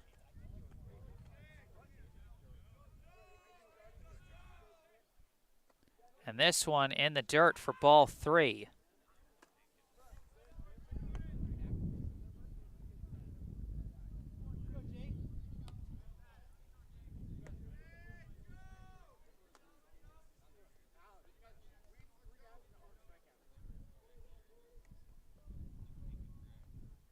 Now the 3-1 pitch, swing and a miss, strike 2. Count now full to Gorham.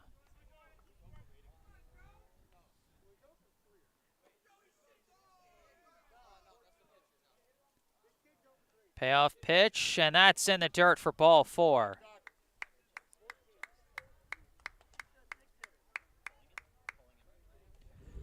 So back-to-back walks load the bases, and now we've got another visit at the mound.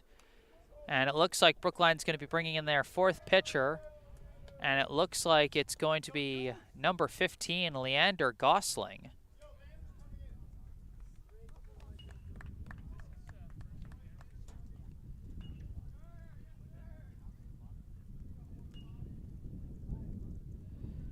So that will end Levin's night. He finishes having gone 2/3 of an inning.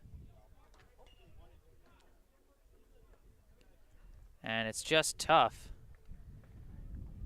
Because much like Engelman, it's like you had the out, and then one gets away from you, and then another one gets away from you, and it just kind of snowballs.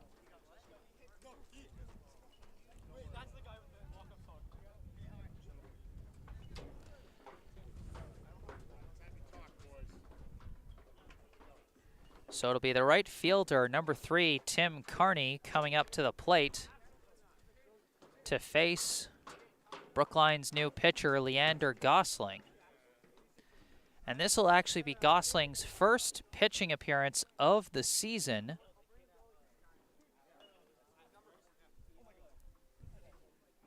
As he marks Brookline's 4th pitcher here today. Nico Hart got off to a very strong start as he lasted 4 2/3 innings. Ultimately finished with 3 runs allowed, 2 of them earned. Charlie Engelman came on in relief initially in the bottom of the 5th. Gave up 3 walks and 1 reach on error, which resulted in 1 unearned run allowed by Engelman. And then finally, Jake Levin came on in relief of Engelman, got the fielder's choice ground out to end the 5th, got a fly out to left to start the 6th, but then a hit by pitch and back-to-back walks have now loaded the bases for the current batter, Tim Carney.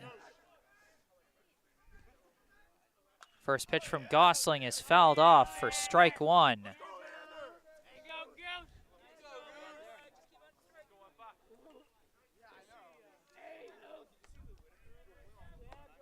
Bases loaded, 1 down here in the bottom of the 6th inning. 0-1 pitch in there for strike 2. Gosling coming out and immediately throwing strikes. A good change of pace from the struggles that the previous Brookline relievers have had. We'll see if he can continue it. The 0-2 pitch. Skips in the dirt and over the catcher, and a run is going to come in on a wild pitch.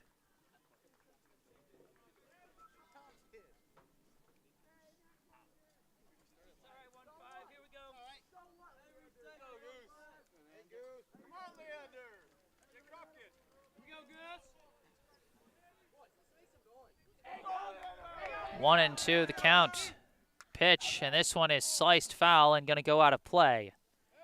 Kearney stays alive at 1 and 2.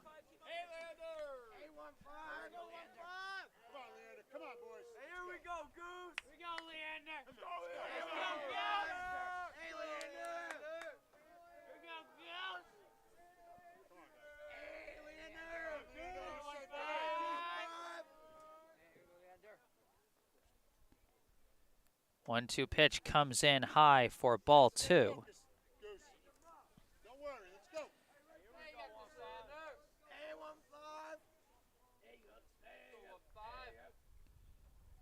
And now he got a piece of it, and he'll stay alive at 2 and 2.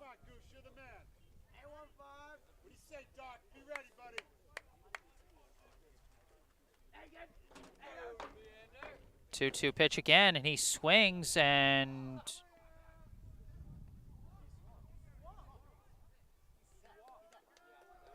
that's a strike 3. He swung, it hit him, but he swung, and so that's going to be out number 2. Some momentary confusion as Doctoroff was trying to figure out if he needed to chase for that ball to prevent a run from coming in. But now, coming up to the plate with runners at second and third and 2 down is going to be the shortstop, number 5, Josh Donovan. First pitch, and he skies it. This is going to stay in play. It's being tracked and caught by Sawada for out number 3. So that ends the bottom of the 6th inning as we head into the final inning. The score through 6, Braintree 5, Brookline 1.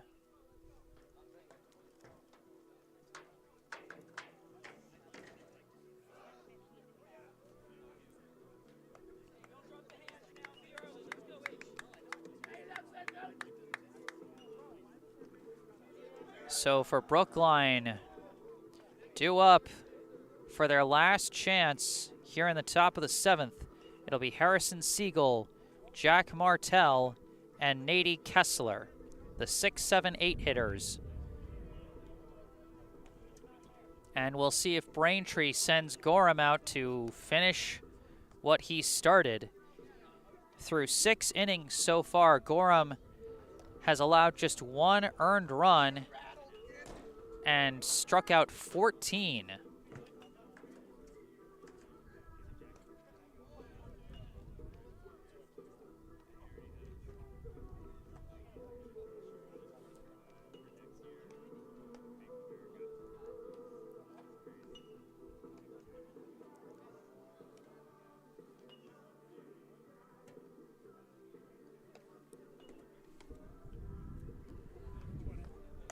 And indeed, returning to the mound for his 7th inning of work to go for the complete game is number 16, Jordan Gorham.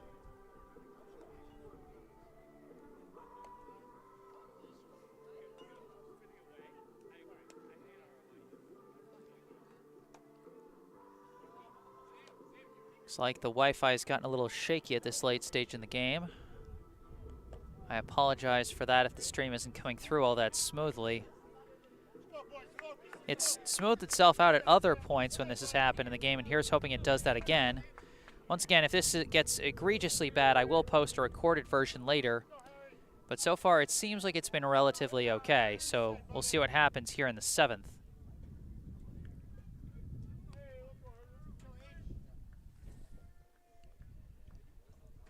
Leading off for Brookline here in the top of the 7th and final inning, the right fielder, number 20, Harrison Siegel.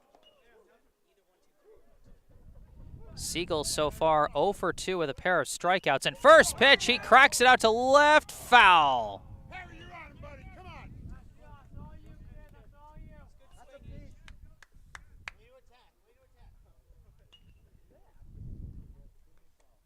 Come on, Harry. So 0-1 the count. As Siegel still trying to put his first ball in play.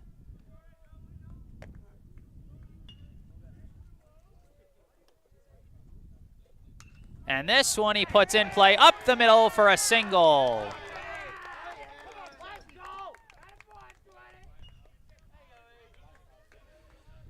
Siegel, the clean base hit to start. And now at the plate, the shortstop, number 6, Jack Martell. Siegel leading off from first. First pitch to Martell, and he cracks the bat. It's a grounder to third, thrown to second for one, on to first. No, it gets away. Martell running down to second. And he slides in safely. So that'll be out number 1 as Siegel is out at second. As it's a 5-4 fielder's choice, but then an E4 sends Martell to second. And now we've got a pinch hitter for Brookline. This is number 3, Ryan Kravitz. First pitch in there for strike 1.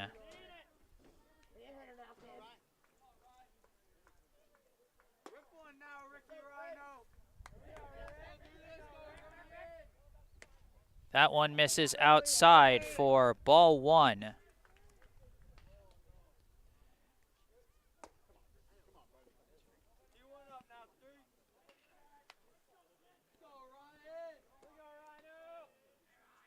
One pitch, and Kravitz slices this one foul and out of play for strike 2. Kravitz so far this season 3 for 21 with 5 walks, 5 runs scored, and 2 RBI. 1-2 the count. Martell at second. He gets a piece of it to stay alive.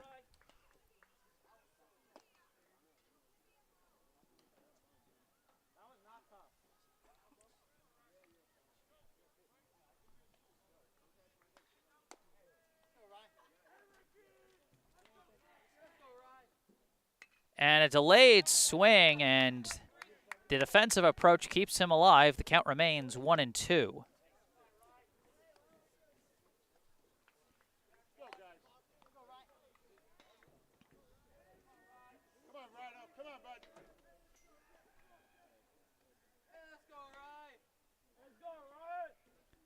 And now he makes contact into the field of play. It's a dribbler to second, fielded by the second baseman, thrown to first, and that's going to be out number 2. Martell does go to third, but Brookline now down to their final out. Now up to the plate, the catcher, number 1, Ben Doktoroff.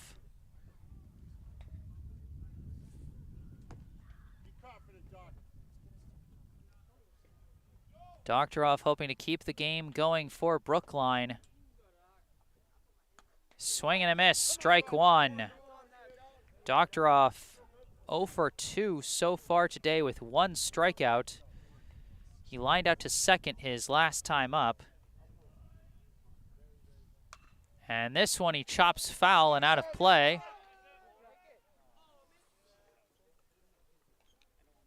Brookline now down to their final strike. Braintree leads 5-1 here in the top of the 7th. Jack Martell stands at third.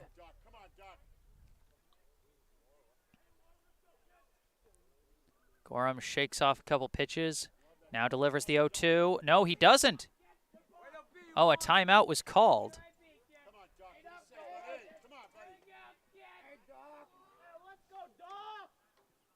Now the 0-2. Comes in high for ball 1. Let's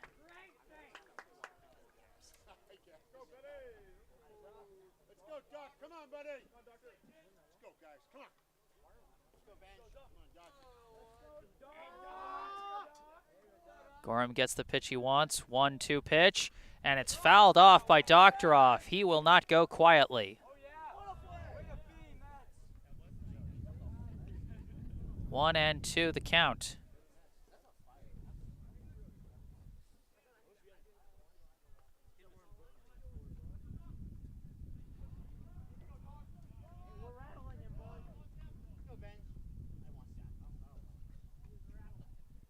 All right, Doc. Doc. What do you say, bud? Hey, Doc.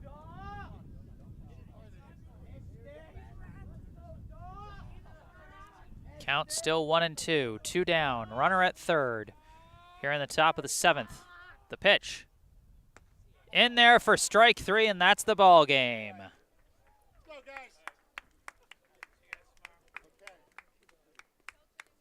The game ends on Gorham's 15th strikeout.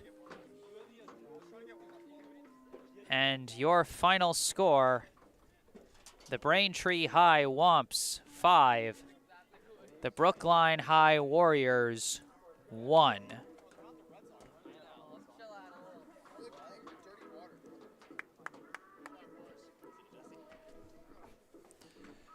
Brookline gave it a good fight today, but just ran into a very talented pitcher, and their own luck on the defensive side ran out despite some valiant efforts. Before we recap the action for today and close out this broadcast, once again, I just want to thank you for tuning in today. My name is Jesse Mayfield-Sheehan, coming to you live from Braintree High School in Braintree, Massachusetts. If you enjoyed the broadcast, be sure to hit that like button. Subscribe to the channel to stay up to date on all my upcoming live streams. We've got plenty more Brookline High sports coming at you. Tomorrow night, Brookline baseball back out on the road to face Boston Latin Academy. Then on Friday, Brookline boys volleyball will be hosting Cambridge Ringe on Friday evening. And then finally, Saturday in the early afternoon, Brookline baseball back at it with a makeup game out on the road at Needham. Be sure to stay tuned for all 3 of those in the days to come and subscribe to the channel to help out with that. Be sure to check out the description section of this video to find out all the information you need about our Brookline Charity Spotlight, the Brookline Community Foundation. Find out how you can find out more about the BCF Scholarship Fund for Brookline High School and help make a difference right here in Brookline. And check out the bottom right corner of your screen for the URL for my personal website, jessesports.com. Find out all about me, the services I provide, and how you can commission those services. Also below that, you can see my email address, jgms88@gmail.com, where you can reach out directly to me with any questions you have. And below that, you can see a link to my Instagram account where I post highlights from previous live streams. And with that in mind, let's recap today's action before closing this one out. Brookline got off to a strong start in the first inning. A pair of walks and a base hit loaded the bases for Connor Jernigan's RBI groundout, driving in Keenan Sawada for the first run of the game. But unfortunately, that's where the scoring would end for Brookline. Nico Hart, in his first start on the mound this season, took care of business in the first inning, allowing just 1 walk and a trio of groundouts. But then the trouble started for the Brookline bats. 3 up, 3 down, all on strikes in the second. In the bottom of the second, Braintree got 1 base hit, but ultimately went down without a score. In the top of the third, once again, 3 up, 3 down, all on strikes for Brookline. Then in the bottom of the third, Braintree finally got on the board. A leadoff double by Aiden Aubertine. And then 2 batters later, it was Jack Carney that brought him in on a single to center before a 4-6-3 double play ended the inning. Ball game was tied at 1 apiece. In the top of the fourth, Brookline got 1 runner on a base hit, but couldn't get any further. And then in the bottom of the fourth, 1 big swing of the bat resulted in a 2-out home run to left by Jack Fitzgerald, giving Braintree a lead they would ultimately never relinquish. Brookline went down in order with 2 strikeouts in the top of the fifth. Then in the bottom of the fifth, things started falling apart for the Brookline defense. 2 flyouts started things off pretty well, but then a hit by pitch ended the night for Nico Hart. Charlie Engelman brought in to replace him, walked the first batter he saw, then induced a grounder to first, but a throwing error to first base allowed a run to come in, making it 3-1 and continuing the inning. And then 2 more back-to-back walks brought in run number 4, ending Engelman's night, as Jake Levin came in on the mound and induced a fielder's choice ground out to end the inning. Top of the 6th, Brookline got one base runner on, and he stole second, but that was as far as they got. Bottom of the 6th, a flyout to start, but then a hit by pitch and 2 walks ended the day for Levin. Leander Gosling came in, and while he allowed a run to score on a wild pitch, he ultimately took care of the last 2 outs of the inning in his first pitching appearance of the season. Brookline led off the top of the 7th with a single up the middle, almost grounded into a double play, but an error by the second baseman allowed a runner to go to second, advance to third on a ground out, and then be stranded there as the game ended on Braintree pitcher Jordan Gorham's 15th strikeout. So that's going to wrap things up here at Braintree High School in Braintree, Massachusetts. The final score, Braintree 5, Brookline 1. I am Jesse Mayfield-Sheehan. Thank you all for watching, and have a good night.